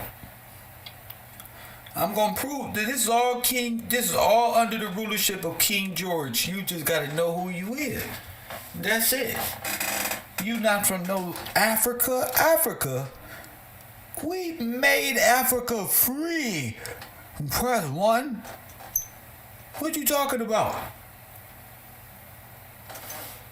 What you talking about? We made Africa free. Let's listen to this guy. This is 2019. Press 1. This is good info. Somebody say, Kev been studying. Yeah, we gonna study together. Listen to this. Hello, and thank you for clicking on this video. The name of this video is Swarthy European Names. The reason I am creating this series of videos. Hold up. This is Todd's favorite subject. Is to reveal the hidden truth behind the European history that we have not been given. So you want to know why they say a European wrote the Bible? Because King George was what they call a black European because of the Britain name being attached to Europe, but it's us. You got me? The dude even look like us. Press 1. Look. Look at the front. Look, they look like my cousin or something. Press 1. Y'all quit playing with me. My name is Kevin Gillespie. I'm on the wall. Look. Shut up. Hello, and Side that are mad. They don't got side cheddar, Pharaoh, young fee, bread one. thank you for clicking on this video. The name of this video is Swarthy European Names. The reason I am creating this series of videos is to reveal the hidden truth behind the European history that we have not been given. This video will focus mainly on names common to Ireland, Scotland, and England. And just an FYI, these are just some of the names that I found. It is by no means a complete list. Also, this video will make more sense if you've seen my first video called Who Were the Original British, Scottish, and Irish? All the videos in the series that I'm making are meant to build off each other. So if you watch them in succession, they probably will make a little more sense to you. And this person here is, I'm going to give y'all the video. It's straight up. The YouTube page is straight up. A lot of knowledge. I'd like to talk about two very important words and the definitions for those words. Listen. The first word is swarthy. Swarthy. The definition of the word is of a dark color, complexion, or cast, and that's from the Merriam-Webster Dictionary 1828. The second definition is of a skin color, complexion, etc., dark, and that's from dictionary.com. And lastly, of a person or their skin, dark, a swarthy face/complexion, and that's from the CambridgeDictionary.com. Okay, so the second word we have is complexion, and that definition is the hue or appearance of the skin, and especially the face, a dark complexion. That's from the Merriam-Webster Dictionary 1828. Listen, folks, I don't care how far you go back in history, these two words, swarthy and complexion, have not changed their definitions. So people that try to tell you that they mean something else, this is not true, and you need to go research for yourself and find a very old dictionary or dictionaries and check out the definitions. You'll find that they are virtually the same. Okay, so let's get into this next section called Irish, Scottish, and English names. This is page 1. And these names all mean swarthy by being described as dark complexions, black complexions, and brown complexions. Okay, I have listed here the names, meanings, and origins. Some of these names are going to look familiar to you, and then some, of course, will not, if you're not from Ireland, Scotland, or England. Also, as I said in my first video, my pronunciation may be a little bit off, or a lot off actually, so please don't hold that against me, but I'll do the best that I can. And also, I'm not going to read through all the names on the list. I'll go through some of them, mostly the ones that I can pronounce. So the first one there is Arthur, and the meaning is very black. The origin is Welsh or Brythonic language. So that immediately reminds me of King Arthur. And if the meaning is very black, that's something interesting. The second one there on the list is Bran, and the meaning of that is crow or raven. And we should all know that crows and ravens are very black in color. And the origin of that name Bran is Welsh. Okay, so I'm going to skip down to Brenna, which means little raven, and that has an Irish origin. Next we have Cormac, which means raven's son, and that is of Irish origin as well. Now let's skip down to Sierra, which means black or dark, and that's Irish or Gaelic in origin.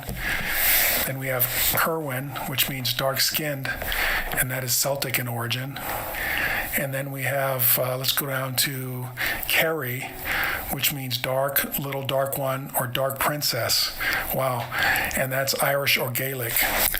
Then we have the common name that we all know is Blake, which means black, and that's English in origin. Then we will go down to Dubon, which means brown or dark, and that's Irish in origin. And then let's go up to the top of the second list, and we have Duff, which means dark, and that's Scottish in origin. Then we have Dougal, which means dark stranger, and that's Scottish in origin. Then we have Dolan, which means dark in Irish, or Irish origin. Then we have Douglas, very common name, and that means dark, and that's Gaelic in origin. And then let's go to Duncan, which means swarthy chief. And we all know that swarthy means dark, dark complexion, black, brown, dark brown, and that's Celtic in origin. Then last on the list there is Kerry, which means dark, and that's Irish in origin. And Kerry is also a very common name. Didn't know it meant dark. And I don't think the parents of these folks are calling them dark in a bad way, like they're a bad person or they have bad intentions or something like that. I think the word dark and the meaning behind these names are a descriptor of what their child looked like or what the family resembled, if it's a family name, because these are first and or last names. Okay, so let's get into the second section under Irish, Scottish, and English names. And these are additional names, meanings, and origins. And this is page 2. Okay, so that first one on the list there is Darcy, and that means dark, and it's of Irish origin. Then we have Devon, which means fawn or little black one, and that's of Irish origin as well. Then we have Donovan, which is little brown, black one, and that's Irish in origin. Then you have Dwayne, or another spelling of Dwayne, which means little and dark, which is Irish and Gaelic in origin. Then we have Dunham, which is dark-skinned man, which is Celtic in origin. So there's no ambiguity there. I mean, a dark-skinned man is a dark-skinned man, which is Celtic in origin there. Then we got Duffy, which is dark or black, and that's Irish in origin. Let's go down to Don Chad, which means brown warrior, and that's Scottish in origin. Then we have Fetchin, which means little raven, and that's Irish in origin. Then we have Gethin, which is dark-skinned. Again, no ambiguity there. Dark-skinned is dark-skinned, and that's Welsh in origin. Then we have Kern, which means little dark one, and that's Gaelic in origin. Then let's go down to Cole, which means swarthy or black, and that's English in origin. Then we have Colton, which means swarthy person or dark. No ambiguity again there, and that's English. And we have Colby, which is very common. Somebody said the SS is sigma is the skull and bones. Well, the skull and bones is what is in the catacombs in Italy. Press 1. That's where the skull and bones are, and they are skull and bone worshippers.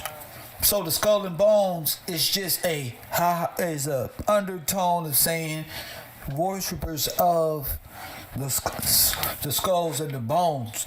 That goes back to the collector, the bone collector. Press 1. You know who the bone collector is? You ever saw the movie? Huh?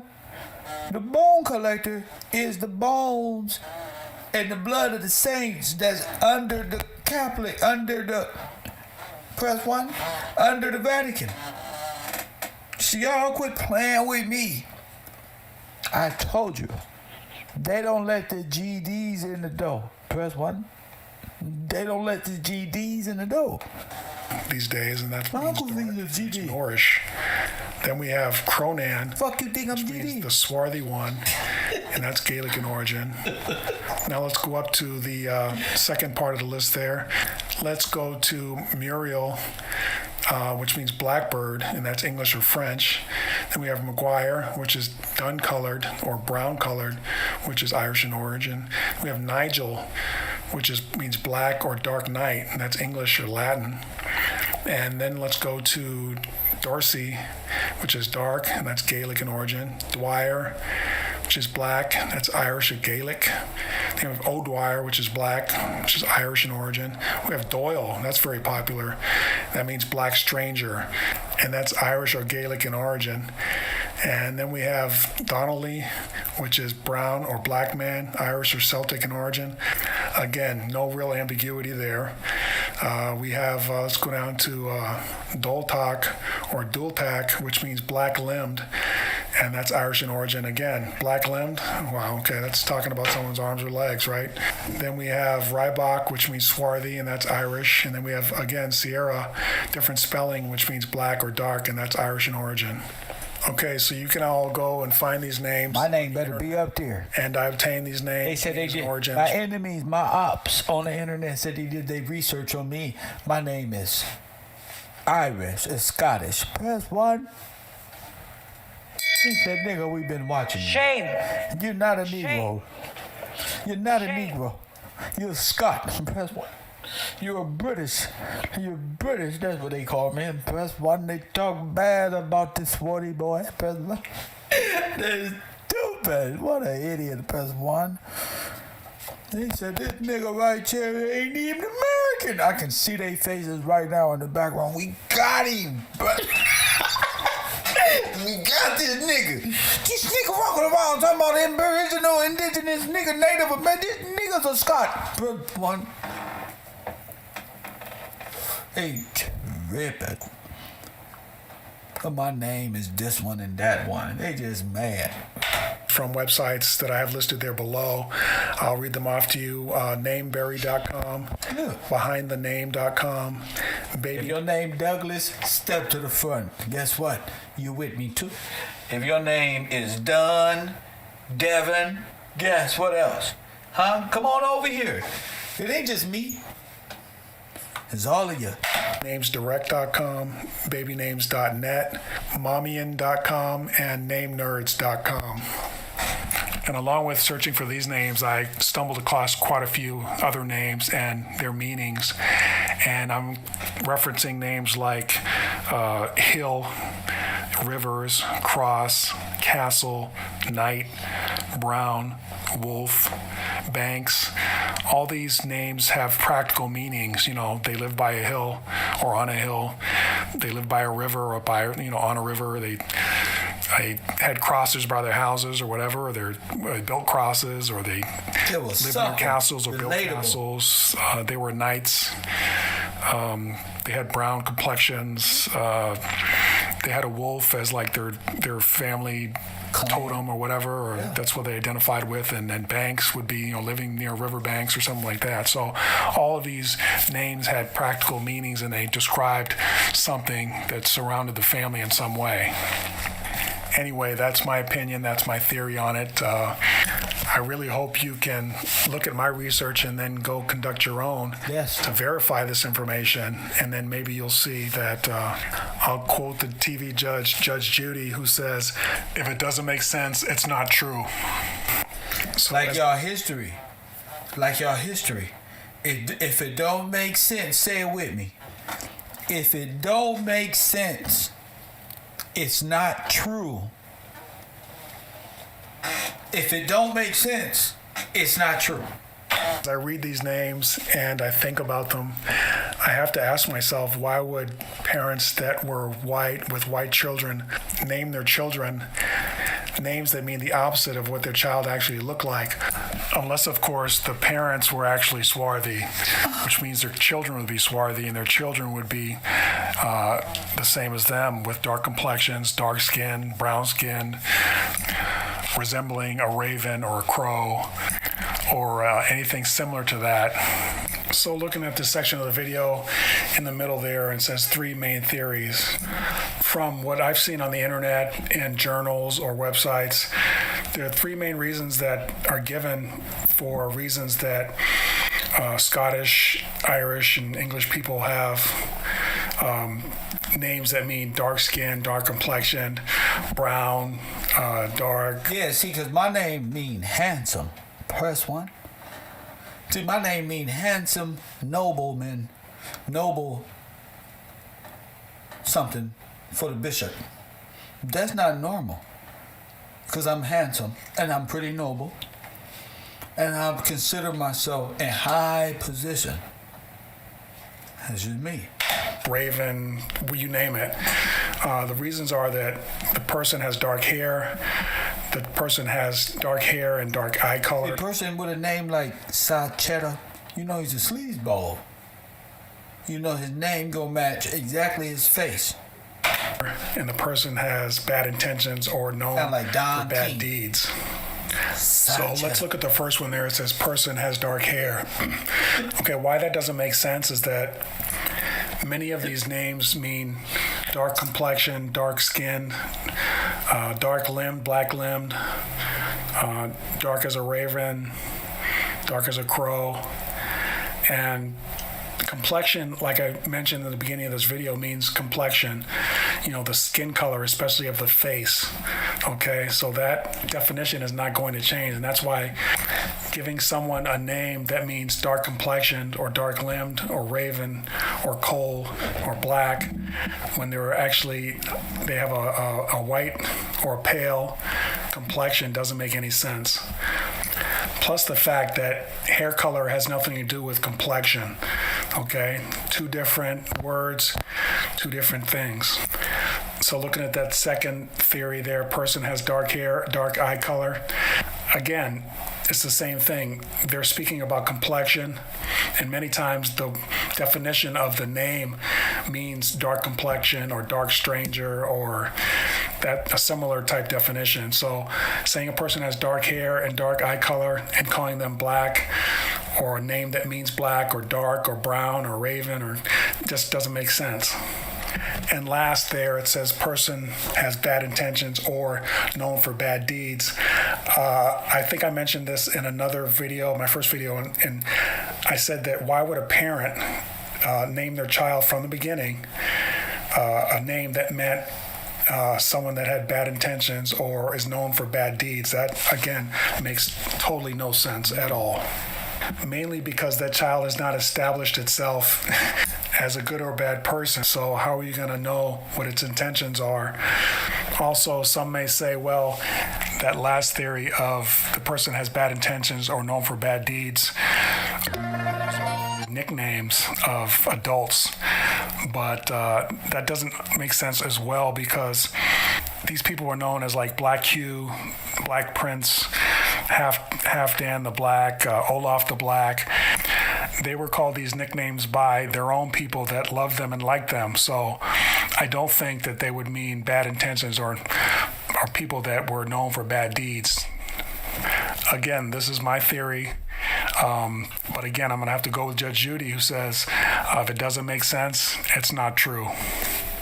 Okay, everyone, let's move on to this new section called Swarthy Europeans.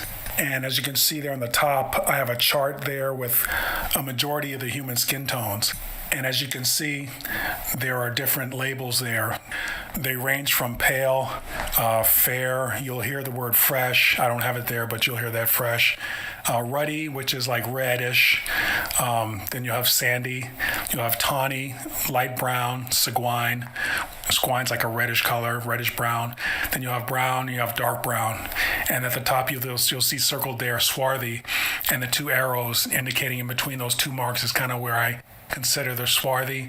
Although sandy is also somewhat swarthy because I'll explain that later. Okay, so there is only one way to have a swarthy complexion, and that is by having one or two parents or one or two grandparents that are swarthy. So one of the points that I want to make is when the girl with the darkest complexion becomes an adult, she could possibly give birth to a child that could possess any of the skin tones you see there on the chart, even if the father was her same complexion. Okay, and then on the other hand, if the girl on the left with the pale skin tone becomes an adult and she procreates with a man of her skin tone, or even the skin tone of a fair or ruddy girl, she could give birth to a baby that had those three particular skin tones. The only real exception would be if the man was a light-complected person with some form of albinism, whose parents and or grandparents had a darker complexion. That's true. In that case, the baby could just be about any skin tone determined by the parents' combined DNA. And if you look over to the right there, you'll see a little green box around the young man that has albinism. And I'd just like to reiterate that that young man with albinism, both his parents could have dark complexions versus the pale girl on the chart on the left-hand side. Her parents are both going to have very light complexions or pale complexions. So in wrapping things up, it's basically you can go from dark to light, but you can't go from light to dark unless you reintroduce a darker complexion. Okay, so let's move on to this next section, and we're still dealing with swarthy Europeans. And again, you'll see my skin complexion chart there from pale to dark with swarthy indicated. And below there, I have just some of the descriptive names and adjectives of some notable swarthy Europeans. I'm sure if you're a history buff, you will recognize some of these names. The first one you'll see there at number 1 is Samuel Horsley, and he was born 1733 to 1806. He was a bishop, and his complexion was black as a raven. Just so you know where I got these descriptive names and adjectives for these historical people, it was from the actual books that were written about them. And if you saw my first video, or if you want to see my first video, I highly suggest that you do. These quotes and descriptions that I have here listed are taken directly from the books and pages that were written about these historical figures. Okay, so back to Samuel Horsley and his description, black as a raven. And you can see a raven there on the right-hand side, and you can see how dark it is and black it is, and that is the description for Samuel Horsley. Although when you look at Samuel Horsley's painting, he looks nothing like a black raven. And again, remember, in these books and passages, they use the word complexion, okay? And complexion means skin tone. It doesn't mean hair, it doesn't mean eyes, it just means skin tone. All right, so let's move on to number 2, William Douglas, born 1370 and died 1391. He was a lord of Nithsdale, called the Black Douglas for his complexion. And note here, he's not called the Brown Douglas or the Tan Douglas. He's called the Black Douglas for his complexion. Okay, so on to number 3, Thomas Wentworth, 1593 to 1641. He was the Earl of Stratford, and he was called Black Tom due to his complexion. Let's move on to number 4, Hugh O'Neill, okay, 1642 to 1660, Major General, called the Black Hugh because of his complexion. Number 5, Thomas Fairfax, 1612 to 1671, Lord Fairfax, called Black Tom due to his dark complexion. Number 6, Sir William Douglas, 1286 to 1330, of Douglas, called the Black Douglas for his complexion.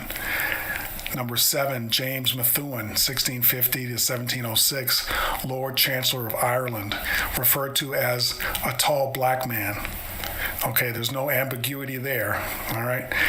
Number 8, James Drummond, 1648 to 1716, 4th Earl of Perth, had a brown complexion, okay? Not a black complexion, but a brown complexion.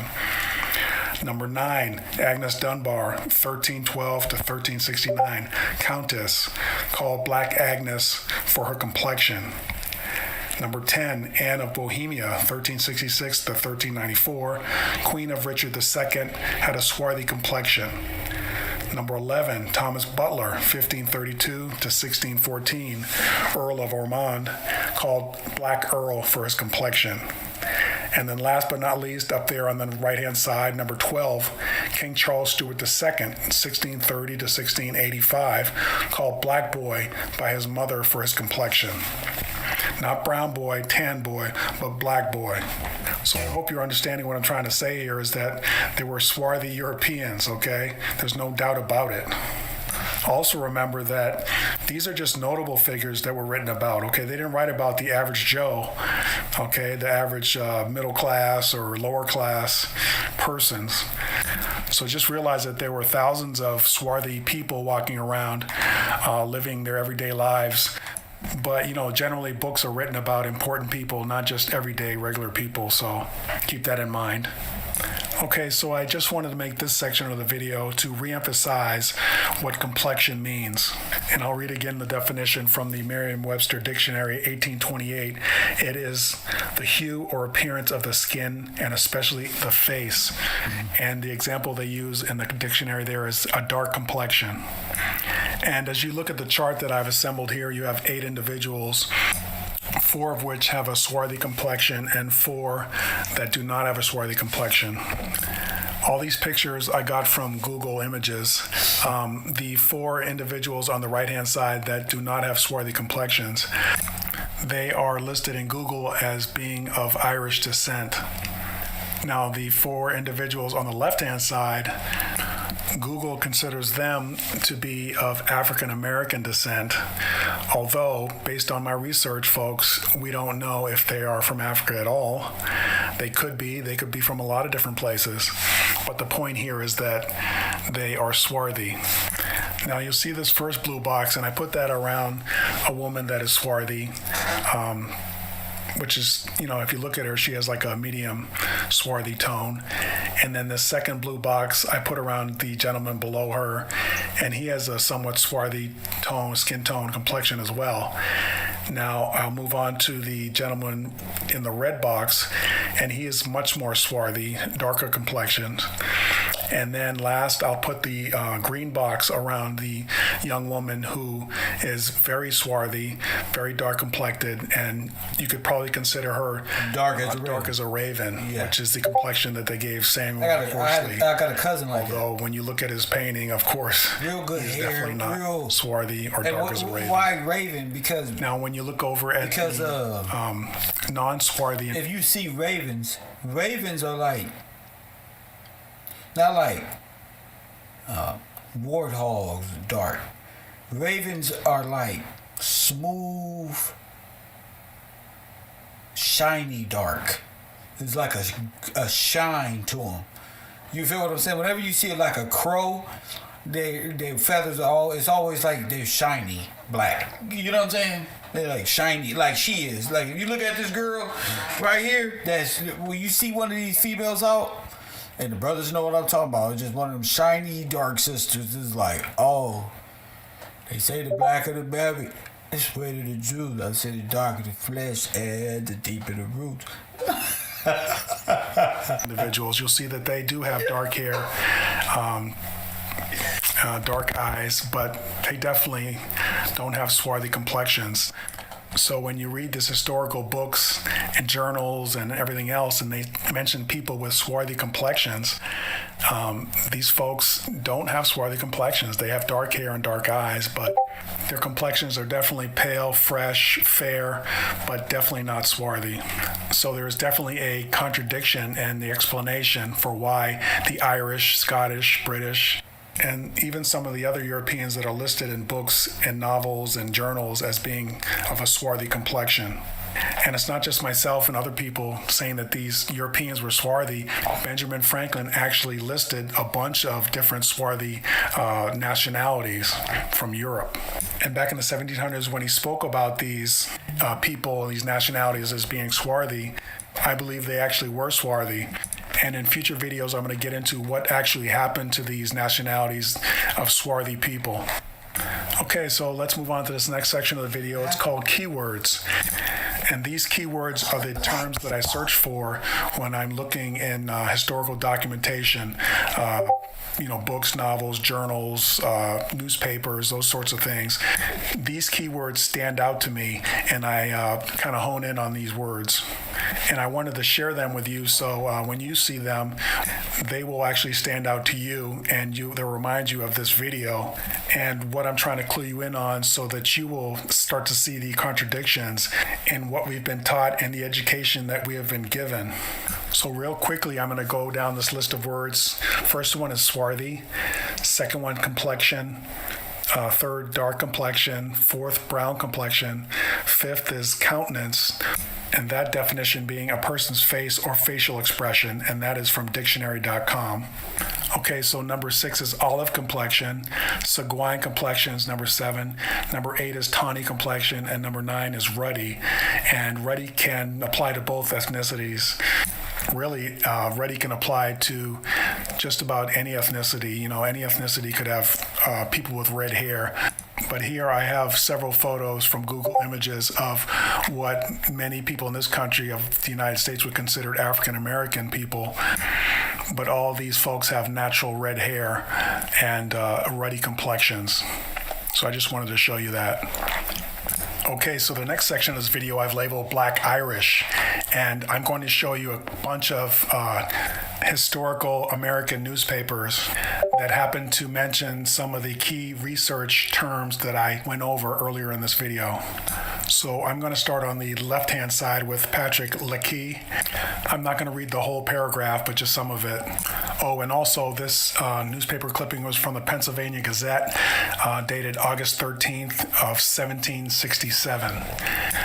And going on to that paragraph, it goes on to say, runaway last night from the subscriber living in East Calne, Chester County, a native Irish servant lad named Patrick Leakey, about 17 years of age, swarthy complexion, with black straight hair, rocks much in walking, and speaks with a brogue. And speaking with brogue, a brogue tongue or brogue basically means it's like a heavy accent or like a country Irish accent. Now, right at the top of that paragraph, I've listed the key points that I wanted you to take out of that, which is the name, the fact that he's native Irish servant lad, he's swarthy in complexion, he has black hair, and he speaks with an Irish accent. So just as a point here, the article mentions Patrick as having a swarthy complexion and black straight hair. So if complexion just meant hair and eye color, then they wouldn't mention black hair, because it would already be a given that swarthy complexion meant black hair and eyes or dark hair and eyes, which obviously is not the case. All right, so we're going to move on to the other paragraph on the right-hand side, and that goes on to read, runaway from the subscriber in Lower Dublin, Philadelphia County, the 29th of July last, an Irish servant man named Thomas Kelly, born in Limerick, but came last from Dublin, between 19 and 20 years of age, 5 feet 5 inches high, a dark complexion, very black hair, is an ill-looking fellow, speaks with a brogue. Okay, so moving on to the next section, also named Black Irish. This is a newspaper clipping from the Pennsylvania Gazette. Now look at this. Look who at the top. Look who at the top. See, I do stuff like this. Mr. John Gillespie. Press 1. Guess what? Mr. John Gillespie once again said that.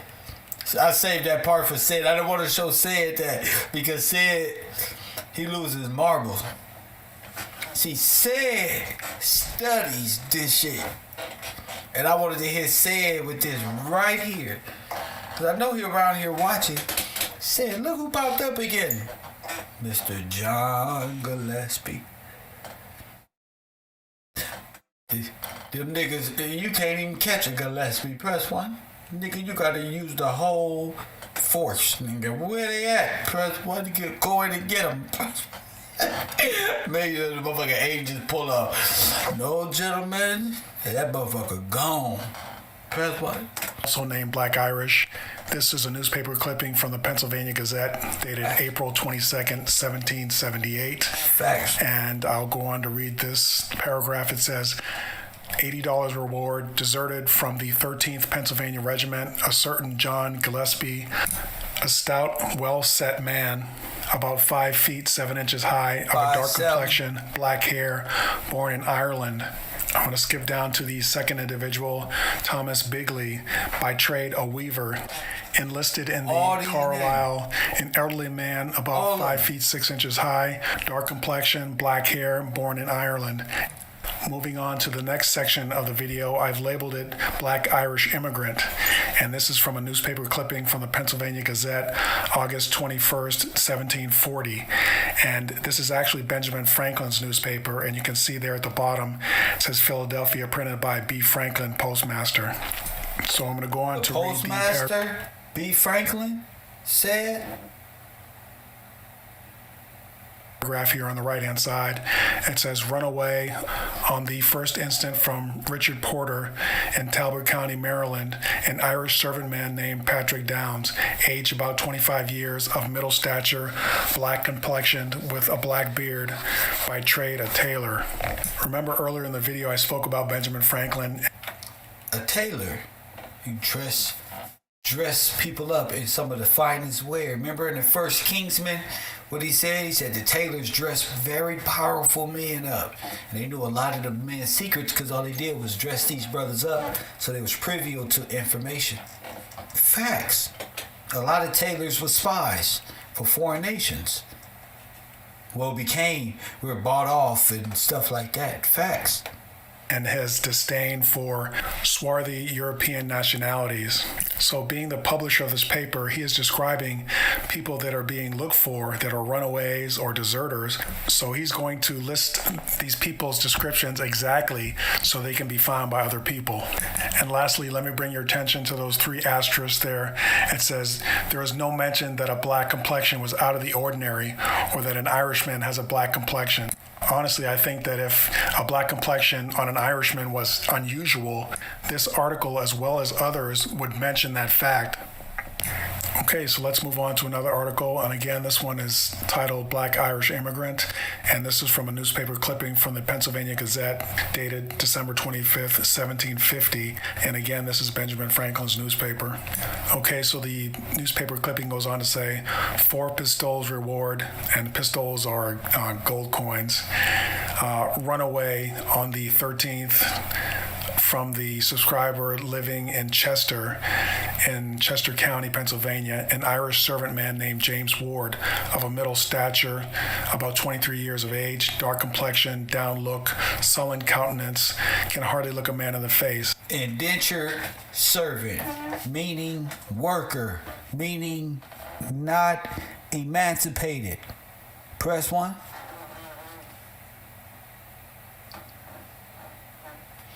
Not a freedman, not emancipated, not a freedman, hadn't paid off its debt to the king for compensation.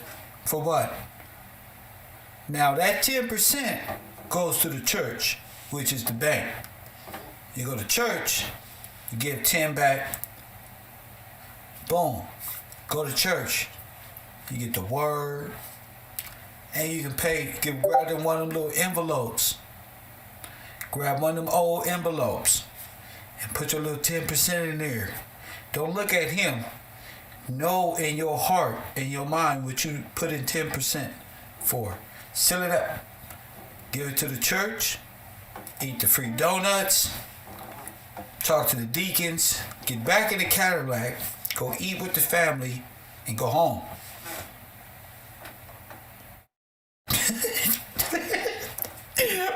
What happened to church, dog? What happened to church, D? We don't let these people talk so bad about it. Giving these people $1 or $2 damn dollars. Damn. That's how it worked. Now you pay the Catholic Church, your life is in a bond. Now you in debt bondage. Verse 1. Maritime law.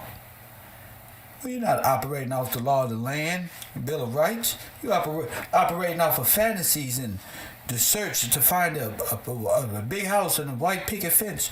Perhaps be a rapper or star in a music video, perhaps. I don't know. I don't know what the fuck you doing. But I'm telling you, it's a setup. You feel me? It's a fucking setup. His beard and eyebrows thick and black, his hair cut off. Is that why the church tax exempt? Well, the church they mimic the setup.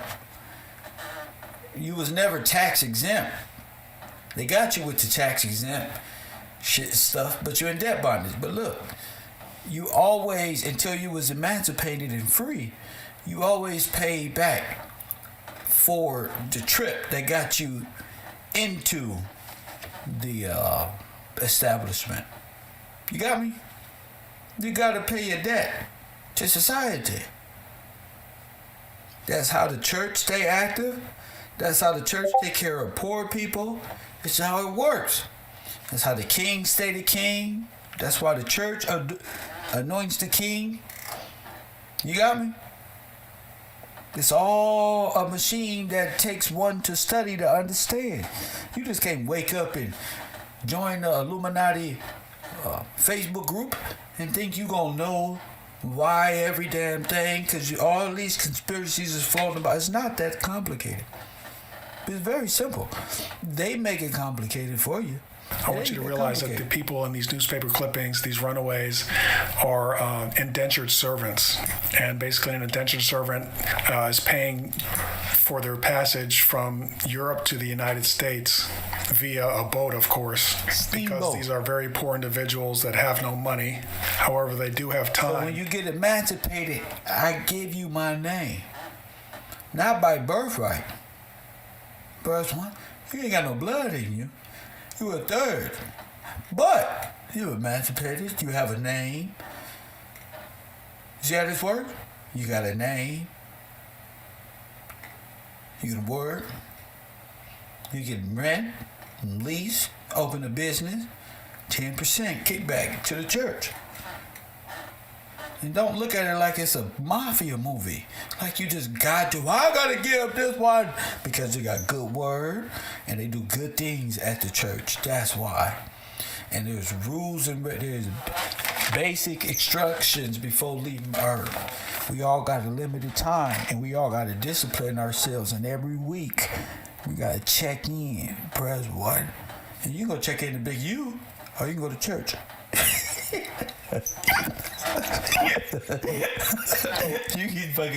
go check in the WAC 100 and you go to church. You can go join the gang and pay them and see what happened to you when you choose not to. Or you can go to church and believe in God. Just know that this is your land from California to the what? Right here. This is all you, the Bible, your name, your great-grandfather, King George, James, whoever kings was here. It's all you. And there. You had embassies and kingdoms everywhere, but one thing for sure. In this, what you call country, was a kingdom so great, you would look at these folks and say, go home. You ever seen Avatar, how beautiful it looked? With leaves and colorful neon lights and stuff like this one. The leaves light up. No, not like that. That's a movie. like kingdoms, like how Disneyland look, but for real, like like that one, real gold, real shit. You don't gotta worry. You such a good people. Ain't nobody. You've been helping everybody grow and emancipate themselves. There will be no reason for anybody to hate you, right? Shit. Not the crafty councilman. Not the Flying Dutchman, of course. Not the banksters, and they ain't got no resources. They tired of the desert. Press one. They don't want to sell rice no more. They want oil. Press one. They want your land. They want to find a way to flood you out, put you in a goddamn concentration camp under the guise of Geneva Convention. Are we studying here? See, we got the ass. Ain't no plausible deniability. We like pit bulls at the row. Like Rottweilers with lockjaw on your ass with a power pressure of about 12 pounds. And we don't get off. Whatever we look at, we shed light on. Don't y'all understand? Family. Take y'all ass home. Germans and Russians and all of this one. That's who you are. Go say hi to all. Remember Chris Tucker said, I want to take me to jail. I want to see all my cousins and family. I ain't seen them. Well, don't you want to see your little Slavic? They going to beat you up. That's one. That's what they going to do. Them Russians and them goddamn Germans over there, they fight all year round, you American white men. They going to fuck you up. Hell no, you don't want to go. They gonna get you in the... You ever seen Khabib in the UFC? They gonna be beating the shit out of y'all. Press one, you gonna have all these muscles getting beat up by teenagers. Press one, you punch them, they whole face frozen. You ain't gonna know what to do. Press one, pow! Press you ain't gonna know what the fuck to do. What the fuck? Fucking Khabib, and you gonna choke your ass to death. Oh my goodness. Ben Franklin objected to. We not to listen, Sheehan. We not talking about Ben Franklin. See, you talking about Ben Franklin, corporate America with the little glasses on the dollar bill. That's not real. That's a philosophy and a psychology. Ain't no such thing in no white man from Poland or Scotland. Poland or Yugoslavia. Name no damn Franklin. Nor Benjamin. Press one. So that's what you got to get out your head, Sheehan. What's your name? Benjamin Franklin objected to. So that's corporate. That's after Nazism. We talking about King George time Benjamin Franklin with the Gillespie at the end. See, you ain't in class long enough. You don't know who my family and what this Gillespie name mean. Press one. That's the problem. We don't get no respect around here, but George Washington Gillespie founded Washington over there. Press one. Don't even get me started. Don't even get me started. That's all I'm saying, though. Everything was taken. Benjamin Franklin, you're not talking about the right person. You talking about somebody in time immemorial. About a man flying a kite and electricity hit his ass and he discovered electricity. Press one. That's who you talking about. That person is like Stan Lee produced Hollywood. That's not real. That's corporate banking talk. Subliminal. That's a history placed on top of real history. The real Benjamin Franklin was a postmaster. Not the corporate Benjamin Franklin. He was from Europe, remember?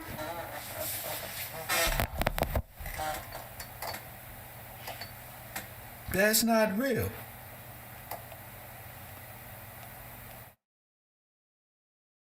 That's not real. We watch. I'll tell you, the Red Cross, the Blue Cross, all of them over there coming by way of what the caller said, the Geneva Conventions. How they did you is a form of warfare. Let me make this clear. How they did this, why you got to see this as a prisoner of that war. How they ideologically subverted you and flipped overnight a nation of great status and threw all of these people with it. See, the royals, you know how we black folk call each other family? They really thought we was all family. So they thought we was over here on incest and we ran royalty through. They didn't know how far back our culture went. They didn't know that. They just know up until, hey, that person, these type of, they wouldn't want to care about all that. It's just humanitarianism. Please help, and then we gonna help you and all of this one. You fell by way in the 1900s when the corporate establishment bankers robbed you and took everything back over there. Hitler's gold, that was King George's gold. That's over there in the Swiss bank. Don't talk to me about no made up ass Russian or German that's over there with a mustache. Talk about some damn Hitler's gold. That's our gold in the Swiss bank. That's King George's stuff. That's the kingdom stuff. That's ours. That's the king's, press one. Do you understand what I'm saying? They made it seem like that's Hitler. That's your they robbed you and stole ye gold, mate. Press one. Listen to me. And they gonna put this old beautiful craft in World War I and II, like they flying around in some damn ocean fighting and destroying things. But the only thing that's been destroyed is King George's kingdom and the Virginia Company. Stolen. Press one. Facts.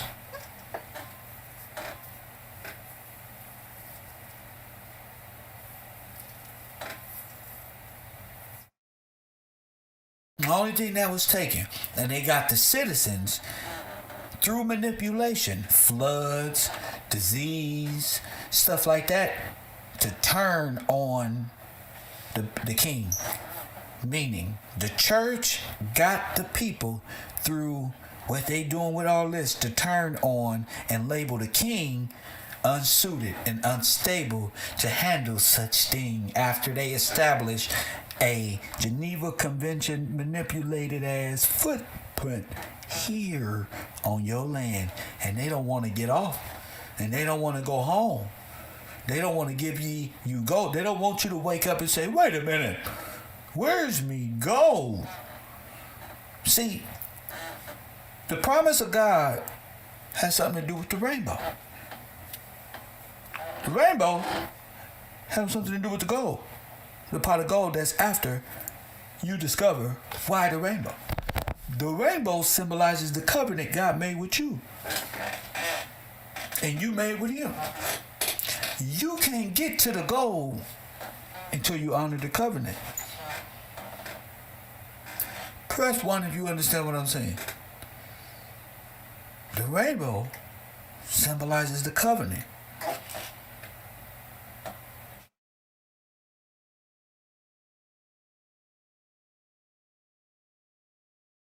You fulfill the covenant, then that's the promise. That's God's word that's taking you from nothing to something. And you from niggas to bitches. We went from welfare living. Now, that's your deal. That was Satan in the music industry for a talent that God gave you. Not that. I'm talking about there's a covenant. You know what I'm saying? And it's up to each one of y'all to open up y'all word. It's been a while to know what that covenant is.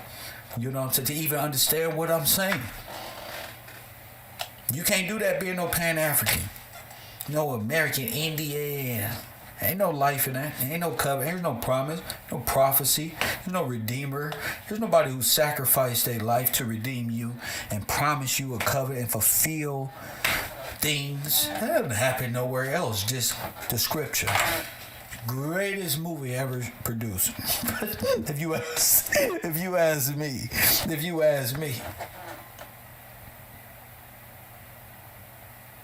ask me. So what is the promise of God? What's the covenant? That's what I'm saying. He took us down for a reason. This was all written. All of this, what I'm showing you. That's why I tell y'all not to even worry about it. And I'm just revealing stuff, but it's already written. It's already written. So you ain't got to be just hard in it or, oh, they did this or no. This is written already. All of it. And because they don't believe, they don't even see. They don't walk off the deep end. On the internet. On the internet in real life, but literally just don't. It's not. Whatever.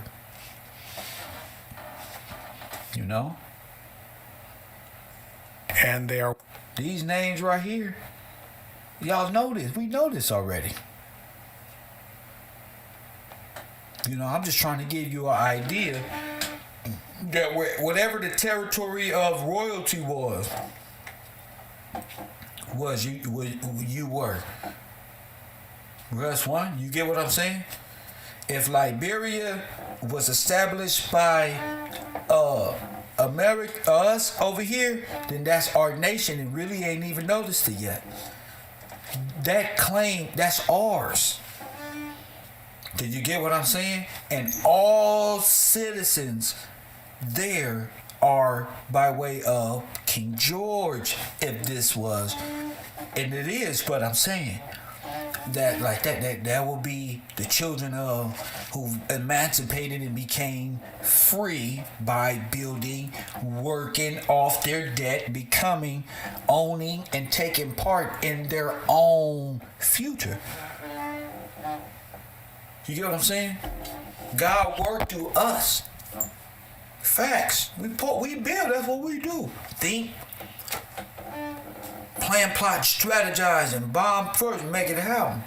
But niggas don't lost their way somewhere down the line and bought into a federalized debt bondage system where your gold is put into trust accounts in the Swiss banks.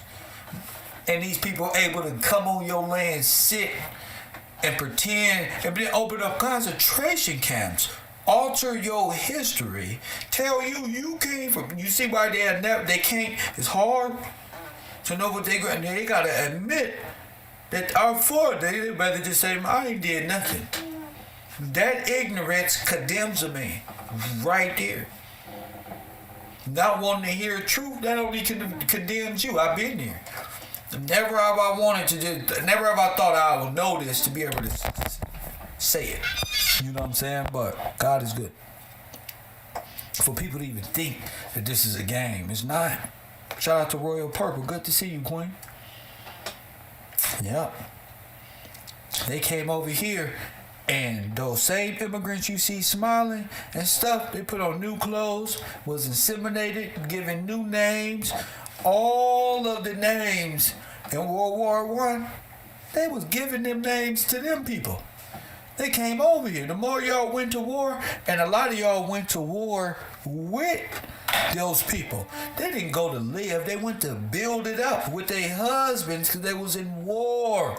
I mean, they was extended stays. Press one. Military wives go with them.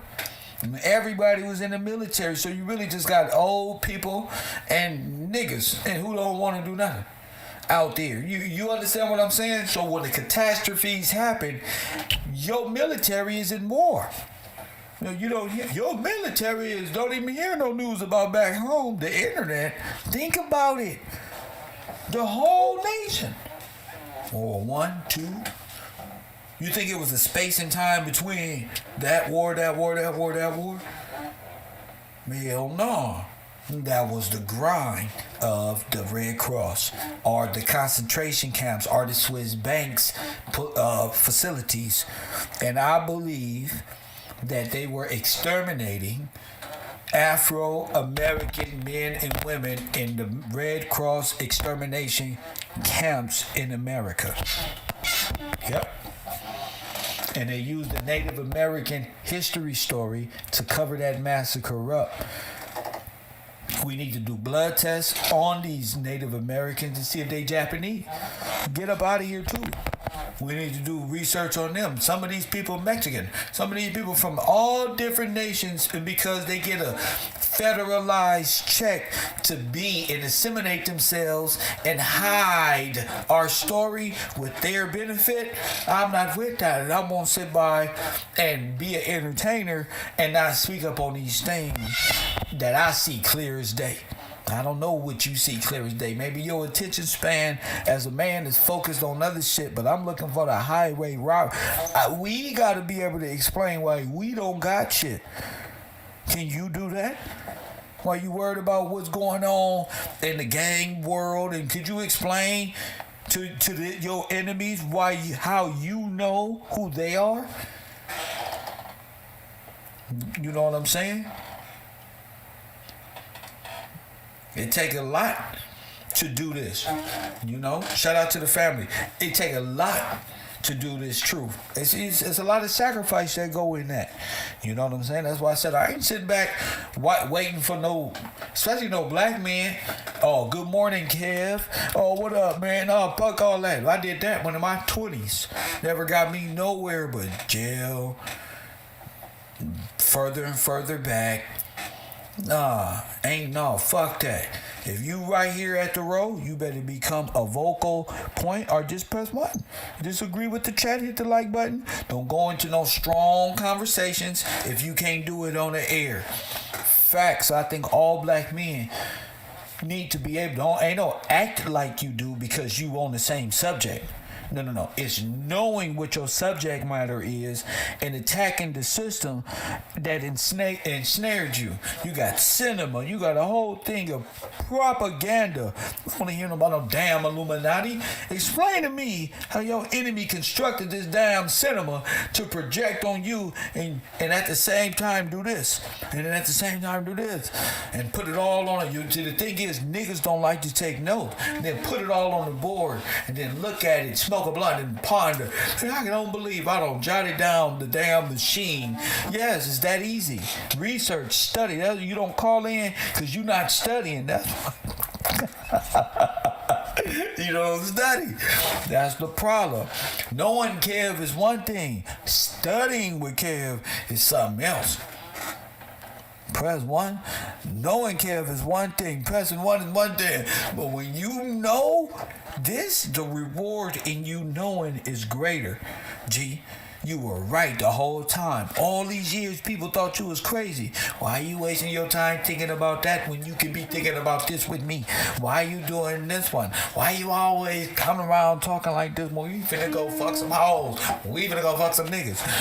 Why you always coming over here with them thought processes? We watching the game. Why you always coming over here?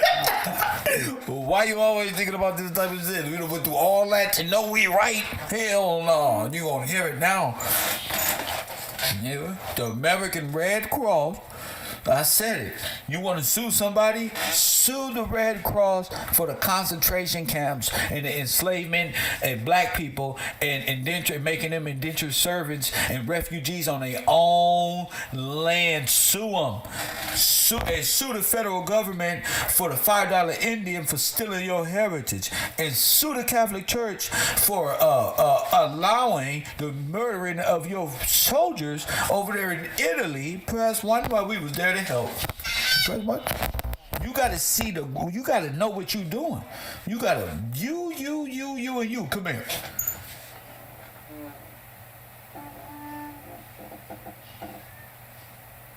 Let me tell you something.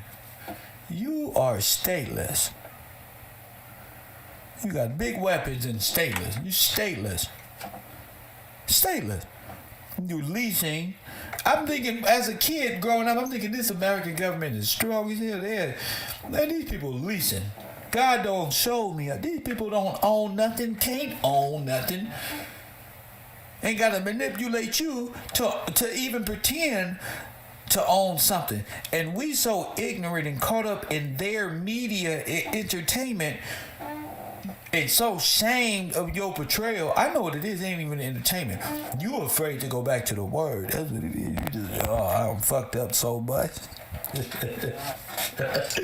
You're scared. But that's where the redemption is.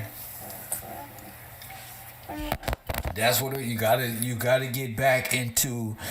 You know, you family was real. You know, this social media has destroyed souls. I hate to say it. This social media shit has destroyed people and destroyed souls. This is the perfect spot for soulless people. The metaverse. The Facebook metaverse. That's the perfect. It's soulless. That's why I like being KevRow. I install feeling up in this bitch. Emotion, care, why you should in a whole place of death and destruction.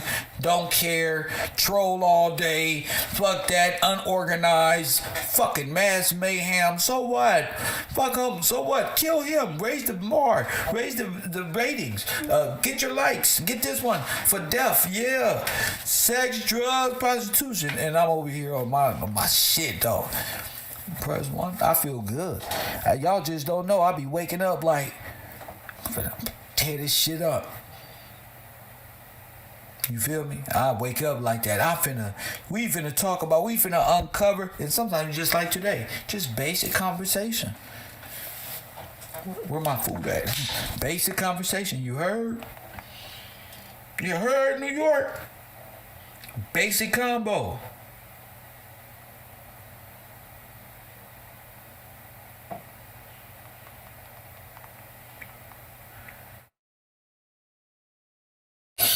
Feel me?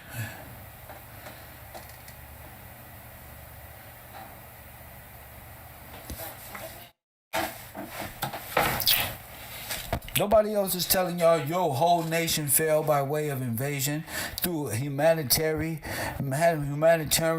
effort. They didn't go to the West didn't fall until they accepted Geneva Convention. They're making themselves seem like it was so hard to understand. So much entertainment going on in my mind. Nigga shit. This stuff not hard to understand. They really, really cooped the nation. What it does is put responsibility on the sporty man. Press 1. The bronze man. The black man. It puts responsibility in the ball in their court. And it separates and say, who really talking some real sense? And who's talking about nothing? Who's talking some sense and who's talking about nothing on the internet? Like the same old. I seen unwind with Tasha K's name. So I don't even know. I'll just play my little Madden, drive my little truck, and wait for my next show. You know what I'm saying?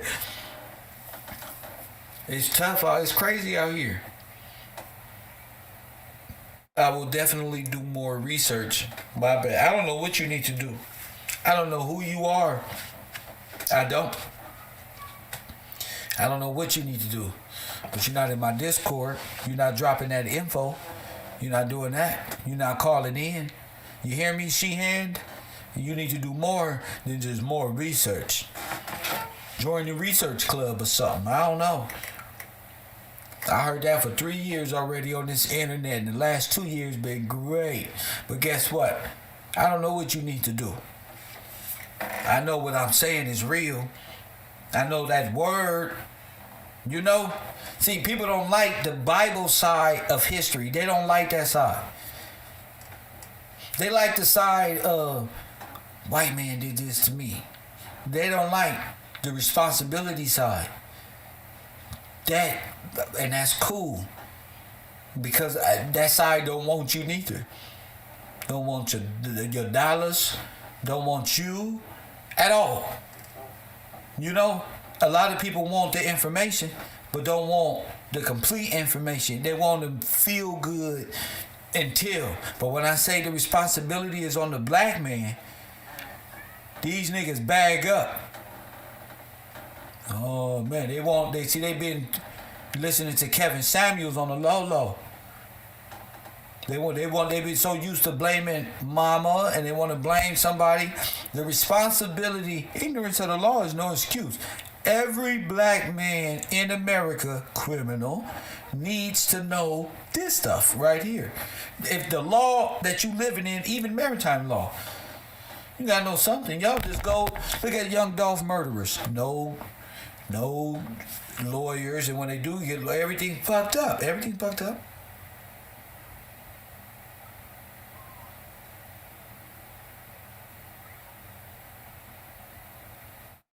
Ain't none of that.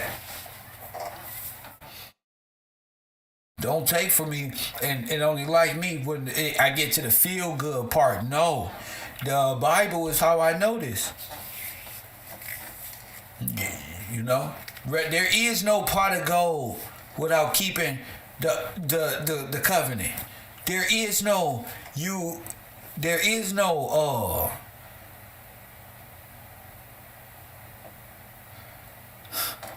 I don't know what's gonna happen to you, but there is no. I can just say it like that. There ain't no pot of gold if you're not seeking Him. There is none. There is no knowledge and wisdom without the Word of God. There is none. I had to learn that. For all the folk, I don't care what you think you look good or whatever the fuck y'all think y'all is, and it's the part where you turn your head. So what? There ain't no knowledge and wisdom without that Word. You'll never understand why, who, what, where, when, why, how you fail. You'll just be wishful thinking with the rest of these nothing ass niggas who don't even know how to speak. Only thing they know how to speak is behind a fucking camera and turn the camera and put their logo up because they afraid that you might spot a lie in them. You will see they full of shit. Press 1. You know, them niggas hide. Play music. They do all type of shit to distract from showing you who they are, from a live display of themselves. Everybody hide. Everybody. Press 1. Yeah, they all do it. And then have the nerve to say, I heard Aboriginal T, I heard you said something slick. I dare not to repeat. Like you really got an issue with Kev. Like you really got an issue. You're just a dirt bag. You don't got no issue with me other than you's a dirt bag. Press 1. You wish I'd say something about your children. You would do that. I don't need to say nothing about your kid. I talk to your kid's daddy. He ain't shit. And DNA produces. Nigga. So what? So do something. That's what I say. Do something. I said DNA produces. And your DNA ain't shit. Press 1. Don't say something, dirtbag. Y'all be getting my classroom fucked up. But in my class watching, so since y'all like to watch, just a little, throw it out there. Your DNA ain't nothing. These people always subliminally checking and threatening and if you do this, I ain't even know these people existed. Sorry for those who don't really, but Negro dirtbags on a computer who mad at the way I formulate my thoughts. See, they don't know about growth. They get their little audience, they happy with a couple people saying, hey, you right, I ain't seeing them every day. I'm not. I expect more. So yeah, people will run. Hell yeah. But my support group it grows. So the people who run just afraid of direct interaction, seriousness in conversation. Niggas listen to y'all because y'all kick back and y'all appease. That's why. You appease your audience. You do it just to appease and to sell something. The only thing I'm selling is the truth, damn it. What? This shit ain't even scripted. This shit, I be trying to be scripted. This shit ain't even be scripted. I'm gonna take some notes. Ain't no reason to. Just get up there and talk. They mad because my train of thought conquers them. What? Tell me something. If we got videos in 1810, press 1 of the Pope. Press 1. Well, tell me what the Indians doing in 1810 while the world is moving in 1820 and 30 and 40 and 50 and 60. You still around there in shoes made from beaver skin and dancing around to the, that's what y'all doing in the 1800s. You see, my truth conquers they lie, and that's what they're afraid of. There is no Africa. You came from a boat. The only time you came from Africa on a boat, on something called the Mayflower or something, is when you went to North Africa and came back on Elizabeth. Press 1. That's it. When you developed that, that's the only time you came from Africa on a boat, and then they called you a slave when you got off. Press 1. Why? Because all of your people is in where? In goddamn camps, working for nothing. Press 1. I say your army, the black army, had to be disbanded and destroyed by who? Who destroyed your black army? How you gonna know who your enemy is? You don't know who defeated you. How you gonna know you a POW? You didn't even know you had a black army over here. These people got you so mind controlled. Damn. You think I'm supposed to care about a nigga feelings? I don't. I got too much on my brain.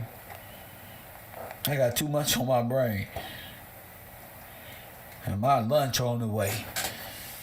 Woo. Chicken wings. Rolls. Press 1 courtesy of the roll. Let me tell my people what I ordered. Anthony's Grill. You feel me? Shout out to Anthony's Grill. They pictures is very happy. As soon as I seen the pictures, and my stomach said, I said, that's it right there. With a cheesecake on the side. You feel me? That's why they be mad. I should eat lunch in their face, because I know they hungry, because they knowledge. See, you only eat as much as your knowledge provide for you. Press 1. Yeah. Listen to me. On YouTube, I'm already feeling. You eat as much as your knowledge provide for you. If your Indian philosophy tells you to eat noodles, that's what you work. Press 1. You work a pack of noodles and some Doritos. That's what you work. Yeah, I got a full course meal. You got me.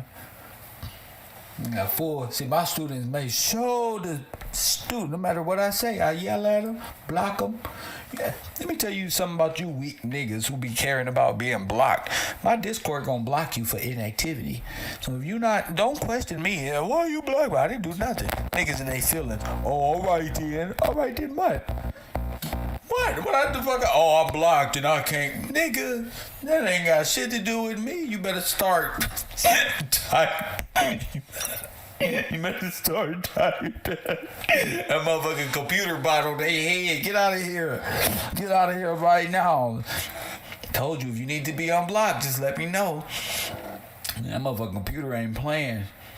It'll kick me out. That's why I gotta stay on it. I'm not the moderator. The computer is. I gotta post. I gotta say good morning. I just gotta do shit. You know, I'm finding out different ways to use the program, of course. That's just funny to me. I couldn't believe.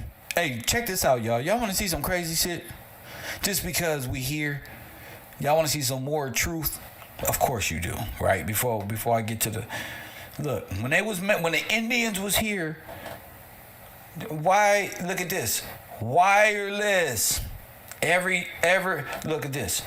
I'm finna show y'all something. Y'all know what the Eiffel Tower was used for in the Americas? Why they try to? Because it was a wireless connector. Press 1. The same way they used to do Morse code, you used to hook up the wires to anything you was out. Y'all niggas in jail know what I'm talking about because they know how to start fires. Look, niggas in jail. Look, you will connect the wire and you will wrap the wire around the metal. What's that? No matter where you at, you can be anywhere. And you just nigga. You didn't even have a phone bill. You just Right there. Hello? Right there. It can be a fire hydrant. It can be a pole. Anything that holds a cell charge. That's a conductor of electric current. Press what? Watch this. I got the yes. I'm telling you, I've been studying all night just to get up here and say I told you. Remember I told y'all at the World Fair, I said, why does she say Bell? Bell is a phone company. They already had wireless now. Guess what? In these black and white photos that these people, it was already here.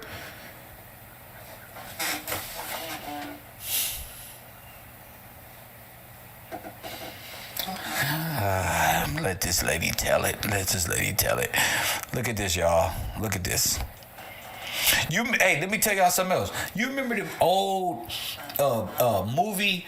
I think it was Paramount. They had the Eiffel Tower with radio frequencies leaving it like that. That's what the Eiffel Tower was. It was a communication tower. But look at this.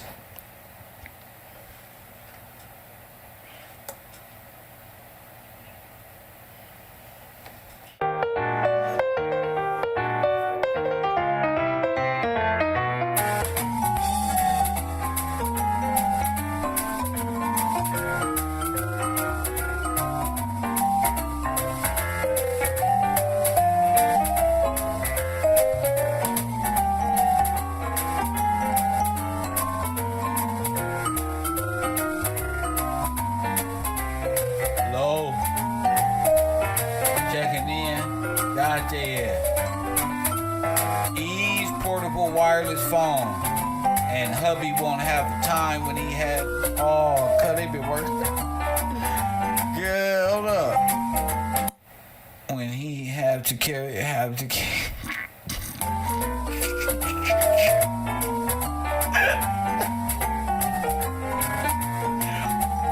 Look what worked. The umbrella works as a receiver. You see? Press 1. Oh my goodness. I'm about to pass the fuck out. Oh my goodness. I just had a brain fart. Yeah, we connect you over right to your man. What's his line? Oh, KevRow, right there. Channel 2, right there. Hey, babe. Oh my goodness. Oh my goodness. 2 thoughts. Setting up a date. In 1900. Press 1.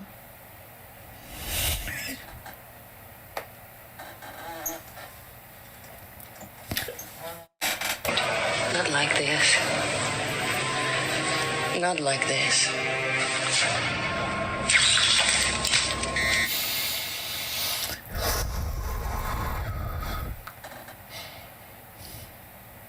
You see it? Kev, you think you funny now? I'm being funny. What you talking about, Mark? I'm being funny. If I write, which I am, if I write comedy, I'll make everybody here laugh, bro. It ain't even about being funny. It's about breaking down history in a way that's simple, in a way that the people I'm talking to can digest it. And they digest best when they're happy. Press 1. When they're getting entertained at the same time. I just happen to possess, press 1, a gift that allows people to understand that I'm from the street. I'm also paid attention, not at school, but in life. You know what I'm saying? And I had some good upbringing. You feel me, hater? You feel me? So it ain't about me thinking I'm funny. It's about knowing myself. And using all that I have to let people know that God promised He ain't never forsake us. So if you see me smoking a blunt or out here in the world, just know that God ain't never forsake us and never lie. And that's what I teach. You feel me? So whatever you want to condemn me on, whatever you do, I think I am, whatever. Gee, I ain't tripping. Those are hater remarks. You're a hater. When you're a hater, you think like that. And you don't see the beauty in it. You're looking on something to hate on. Change your frequency, hater. Press 1. Find the good. Press 1. Find something good to say. Help somebody. Press 1. I see helping people and teaching people for real, make people upset. They mad. They can't teach. They can't learn. They mad because they husbands ain't smart. They mad because they wives is not smart. Whatever the fuck is wrong with you, you just mad. Maybe this is not in you. And maybe you just want to troll me because you probably know me and you just mad because you can't talk like this, and I probably talk like this in your face and you know it, so you gotta troll when ain't nobody around under different accounts. I don't know. All I know is I'm real, and if you had a chance to experience me in real life and debate me and argue, just know I'm real. I mean this shit. This is real, and I never lose. So y'all a hater, stay a hater. I never get on a computer and hate. If I hate on you and say I'm not under a different name, I get in there under, you know, my face. That's him. That ain't no troller. That's Kev, dumbass. Facts. So keep on hating. Hating. You're not gonna learn nothing. Hating. Nothing. What you hating on me for? I don't owe you nothing. We don't do no business. I'm not in your town. Press one. You're not my friend.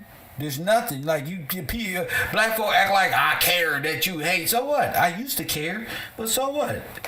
You ain't nobody for me to care. Press one. Who are you? Nobody for me to care. You ain't got no research. Although you ain't nobody. In fact, I'm finna put this thing on. My food is here, and we finna finish watching this show. Shout out to the people who contributed on my Cash App. Shout out to y'all. But here's the video. Shout out to y'all. all from Ireland. Okay, so I've labeled this part of the video Irish immigrants as well. And this newspaper clipping is from the American Weekly Mercury, dated Thursday, May 18th, 1738, page number 3, Philadelphia, Pennsylvania. And these are going to be two native Irish servants.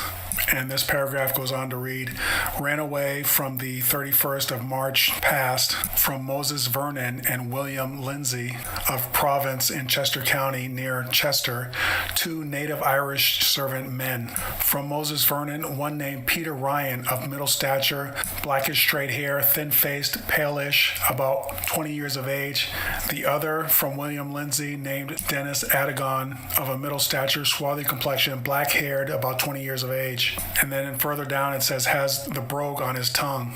Also, if you read further down in that newspaper clipping, you'll see that Dennis Adagon was a redemptioner.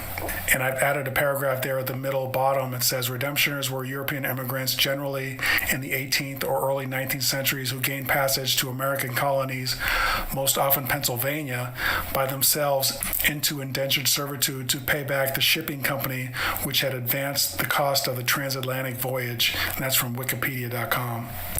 And also, just to let you know, the main reason I put this particular newspaper clipping in was to show you the two extreme differences in Irish complexion of these two gentlemen.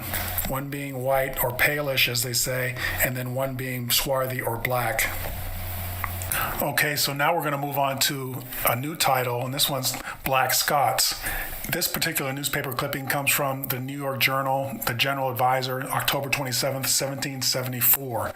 And again, these are indentured servants from Scotland. And it goes on to read, $10 reward run away from the subscriber on Monday evening, the 23rd instant. The following indented servants: James Douglas, born in Scotland, about 5 feet 9 inches high, about 32 years of age, a stout, well-set fellow, dark hair and black complexion, little pockmarked, with a surly visage, speaks thick and much on the Scotch dialect, by trade a brass founder. Okay, moving on further down to John Wardrop, about 40 years of age, 5 feet 9 inches high, thin visage, dark complexion, born in Scotland, which may be known by his speech, by trade a tailor. Okay, and lastly, we have Archibald Scott, about 32 years of age, 5 feet 9 inches high, dark complexion, short black hair, likewise born in Scotland, and a tailor by trade. So I'd just like to go over some of the key points here for James Douglas. Hold up. So, before I just left, I went downstairs like, why did I do that? Well, I had to go grab my food, but they already had telephone. They already had telephones in the 19th. Britain in Europe, Britain territory in Europe, North Africa. Without King George, they wouldn't even have Europe. The kings, they made their whole storyline off of your fall. They said, yeah, this one. This is Britain over here, in the United Kingdom over here. After they took everything and stole everything, stole the nation from you, labeled all the children savages. They all Germans and Russians. You do know that. You do know that, right? They all Germans and Russians. They can say whatever that they want to. They brothers. Yep. They might not even be Germans or Russians, but they not enemies. They work in this international game on this nation. You and holding black people hostage in trust and bonds and Swiss under the church. Facts. And they have a pact to do this. I always wonder, like, how are they? All these people are all immigrants. Like, how are they all get here? But now I understand. By way of Geneva Convention, they'll pick up. Anytime they need new citizens, they go to a war-torn country. Listen to me. They will take their ass to a war-torn country, have a war with them, bring their ass over here, in your face. In your face. And they had video communication technology at the World Fair in New Orleans in 1884. There you go, Robin. There you go, right there. So they had all this, and they were singing and dancing like Indians around there. They don't want you to think about that because their history falls. So Dane Calloway, y'all see them jumping off that Indian shit. So y'all Indian, we Indian in 1800, right? But we got cell phone, mobile phone. You heard me? Ain't nothing new under the sun. You want to know why? Airplanes and aircrafts was all here. And it's all on the walls of Egypt. Because it was all here. They ain't foretold nothing. It was already here. And those walls came from here too. They didn't just find that place until 19 what? Who founded it? Who founded Egypt over there? Napoleon? Who the fuck found? When did they find all them Egyptian things that sat over there for centuries and centuries and centuries before in 1900? They found them. Oh. They do a lot of finding things. But Kev had to show you that they can build those. You know how they can construct those? You know how they built them up? Same way they took them down. You wasn't expecting that. Nigga, I said the way they put them up is how they took them down. Well, what you mean, Kev? Where they take them down from? Right here in America.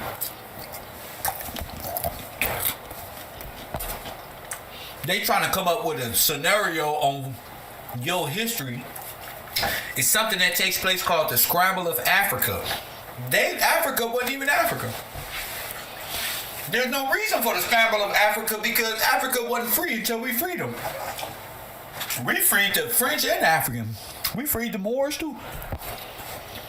They're gonna come tell us while we going through a problem that we from Africa. And we better learn our place. The Moors sit up here and say, well, we taught y'all, and we founded the first Moroccan.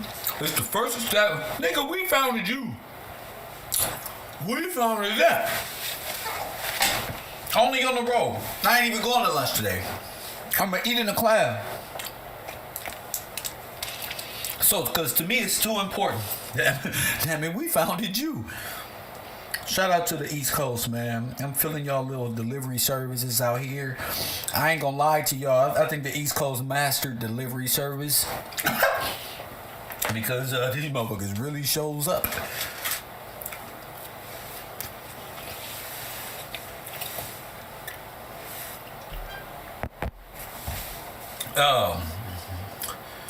They had airships in the Americas. All that. All that. The Eiffel Tower. You know it's bad. You know it's bad when you found Libya. It's before you. What year did you find Libya? And compare historical events in America to find out what the fuck. How could you found Libya but you's a slave? How could you found Libya and build Libya but you's a slave?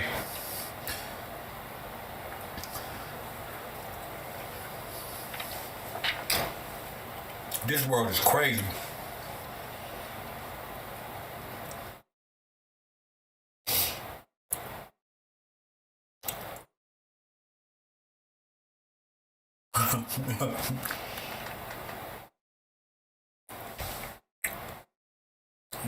We let these people tell us anything. We didn't question it. We just went to school. And then to know that they were sticking, shout out to the sister from Chicago, from Cali. They was putting people in these asylums and making people denounce their military status. Now I see why. Because the Red Cross is the military. You ever wonder why the United States can act like everybody dead and then go any? That's the Red Cross. That's the Red Cross. They feel they can do anything. They can just show up by way of this Geneva Convention. They can use the United States military by way of to show up in your country. If we cause a disturbance that may appear the country is unstable, unfit to rule. Kind of like Saddam Hussein. Yeah, we just gonna go, fuck it. We looking for Bin Laden, but fuck it. Let's stop right here. 424-209-9506. I'm gonna turn the phones on. I'm gonna let y'all have it.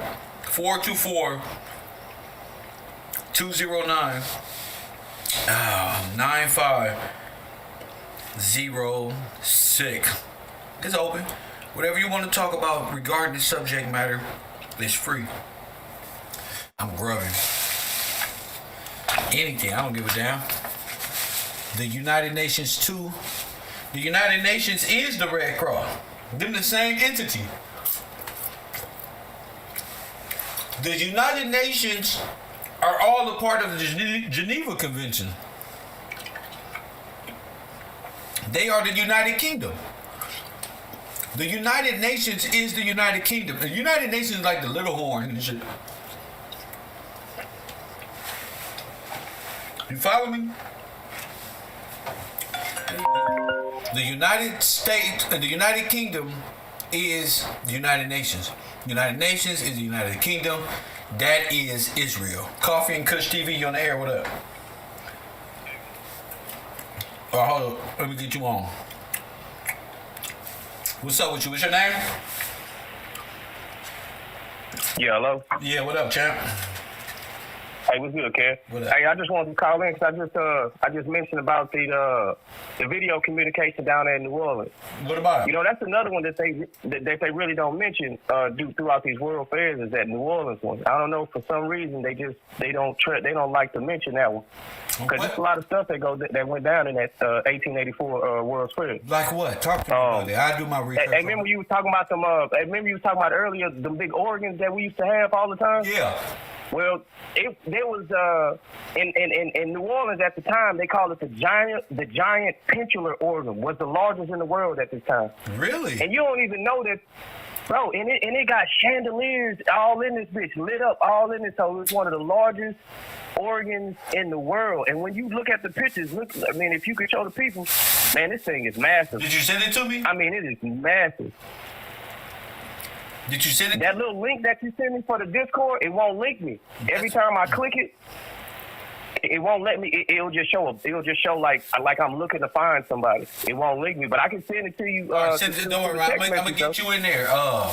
Yeah, send it to me so I can bring it up. Cause I'm telling you, you're gonna want to see these pictures, man. This shit is this organ is massive, man. And they had elevators in New Orleans too that took you to the top, to where you could see the whole city lit up. Yeah. Man, it's dope. It's dope in New Orleans, man. That's just something I just wanted to add in there, man, because man, these World Fairs, man, you open my eyes to these World Fairs, man, and it's this shit can change the game, man. I mean, as well as everything else that you've been putting out here, man. But I appreciate your time, Kev. Appreciate it. Thank you, champion. Yeah, and it will change the game. This information, when one study the World Fairs, just me questioning what happened to the black people and coming up with these theories that's well on to be facts. It changes history. People, what we gotta understand as black folk, information is key. You know, if you got the information that changes history, you have to speak up. You ain't got to try to sell it. You ain't got to do that, yo. It's your responsibility to get it out there. Got to take care of it if it's the right info.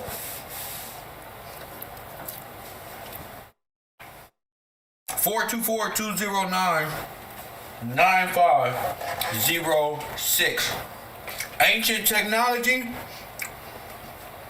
in the 1900s, cell phones, world fairs, Hitler's Youth, orphan trains, Tataria, all of it is on the line. Talk to me. 424-209-9506.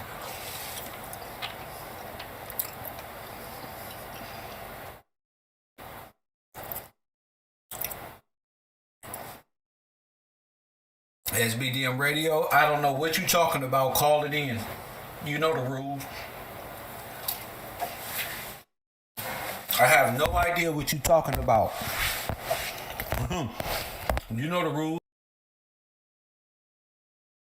Now, a lot of this stuff back then, this was all word of mouth, so it was easier that they came in from all the coast.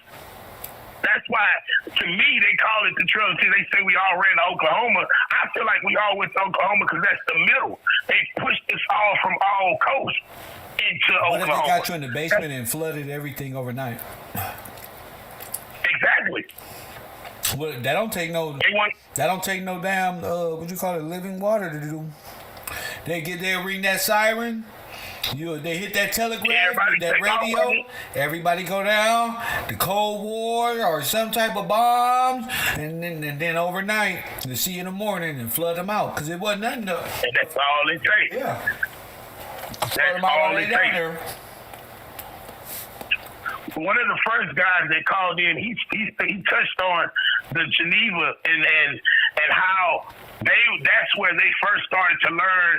I think it was in Geneva was the first printed picture in a newspaper, and that's where they started to realize how powerful it was, an image was, to controlling the narrative. That's where the creation of photojournalism started. because they start to see if we add a picture to something, a picture. That's where the term come. A picture is worth 1,000 words, because we can write about this stuff all day. Half the people might not even read it, but if we put a picture on it, we can tell whatever narrative there was, and that's where it was created. It was created, the whole idealism, because of how it affected the people there. They were able to change everything. They were able to change their whole government based on pictures and storytelling. So that's how they got rich and powerful. And they became. If you look at where Geneva is, where Italy is. How did you end up in the FEMA camp? How did I end up where? In a FEMA camp. In a FEMA camp. Yeah. Because when you run, that's why I had to ask my grandmother too. Was I started thinking, like, why do we all end up in the country? Everybody got a great somebody that had some land in the country, had some land in the sticks, had some land in the woods. I'm like, we weren't in the sticks, we weren't in the woods, so we ran there, and some of us survived. I feel like that's where the whole cloaking of who the Harriet Tubman stories come from, and things of that nature. Sir, how did we end up in the FEMA camp? That was the only help we had left after they destroyed everything. If you're in the wilderness and you're hungry, you ain't got no way to survive, and somebody has something set up here, hey, come on over, we'll help you. If it's if you took all the men away, now it's just a mother and her children. It's just like today. It's the food stamp system. It's we're gonna give you what you need. Just come here, work with us, go to our schools. Here, we're gonna teach your children. We're gonna give them some medicine. These are your first hospitals. At that point. How did you end up in the FEMA camp? After everything's destroyed. How did you end up in from chaos. I'm going to destroy everything you have. If I'm going to hit by you, laser, I'm not going to... But by lasers. By lasers. And what else you said? The ice, the liquid water, the living water. Living water. I'm saying... They was playing with the living water. They didn't know how to use these technologies. We were using these technologies to benefit every man and woman for free. So what did the living water? Why? Okay. When they came and started trying to reproduce or reenact what we were doing, they were destroying stuff in the process. So they just blew everything up. You don't know what you're doing. If mercury catches fire, you can't throw water on it to put it out. It's gonna keep burning. So the fires were started by mercury, by the living water. That was the power system. All over America. Everywhere. So we had our own. We had aqueduct systems. We had all this stuff already. We had sewage systems and stuff like that. That's how we were powering everything. We had power plants. They call them starports and stuff in the Tartaria community. But we had these power plants, so to speak, that were full of what we call the living water. This was mercury. They got real pictures of this? Where can I see the living water? Where can I see this? They have these things in the Tartaria. There's a lot of Tartarian things when you look into, like, especially with John Lee, he looks into you look at the different emblems. A lot of these things were on top of these buildings in different countries. Those were the representations of certain things. If it was the Roman church, they put a cross on the top. If that was your insignia on top of the building, at least that was the decoration of it. But it was actually used to harness energy. Like Easily create a something you can find right now in Rome, where those buildings are getting struck by lightning all the time. Those are lightning rods. Yeah, but they're not just causing fire. Because the building, the tech of the building would absorb it. It would absorb it. It would be holding mercury. There would be a pool of mercury sitting somewhere. and that would hit the top of the building. Lightning would come out of the sky because if you got to understand, if you build a certain type of environment, you can produce lightning. And they built certain areas away from everything else. These buildings, these stone buildings, they were beautiful. But these buildings were used to power cities. So imagine if you had a whole pool, you had these big pools that were full of mercury, and somebody blew a levy on something like that. Where are these pools at? Where the pools? You have to really look at. I'm gonna send you a line. I'm gonna send you a couple of things to look Where can I into. see a pool full of mercury in this being You wouldn't done? see it now. Why? You wouldn't see it today because it's not accessible to you like it was. But what about those black and white videos of the World Fair? Are they using it there?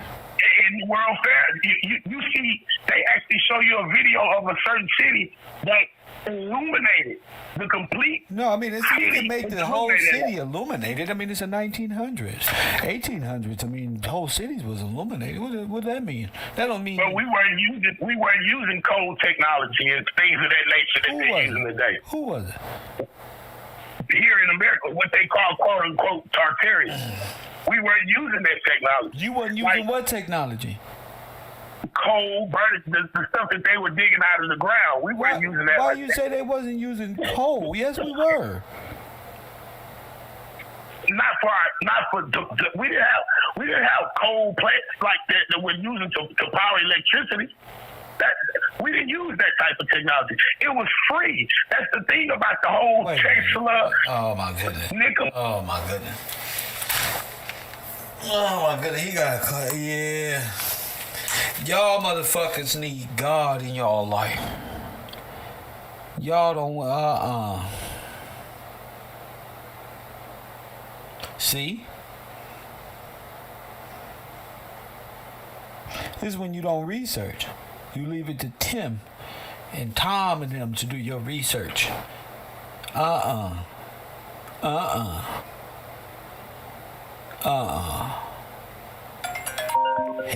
no. Hell no. That sound like a curse. You sound cursed, nigga. That's why Coffee and Kush TV. You on the air. It's Brittany. Oh my goodness. Brittany, how are you? Welcome to the show. I'm good, thanks. All right. I thought I would call in with a little bit of scripture, if that's okay. Oh, perfect. All right. From Habakkuk 2. From where? And I'll read the whole. I have a hard time pronouncing this one. Habakkuk. Oh, okay. Go ahead. 2? Habakkuk 2. Yeah. Yes. All right. I will stand at my watch post. I will remain stationed on the city wall. I will keep watching so I can see what he says to me, and I can know how I should answer when he counters my argument. The Lord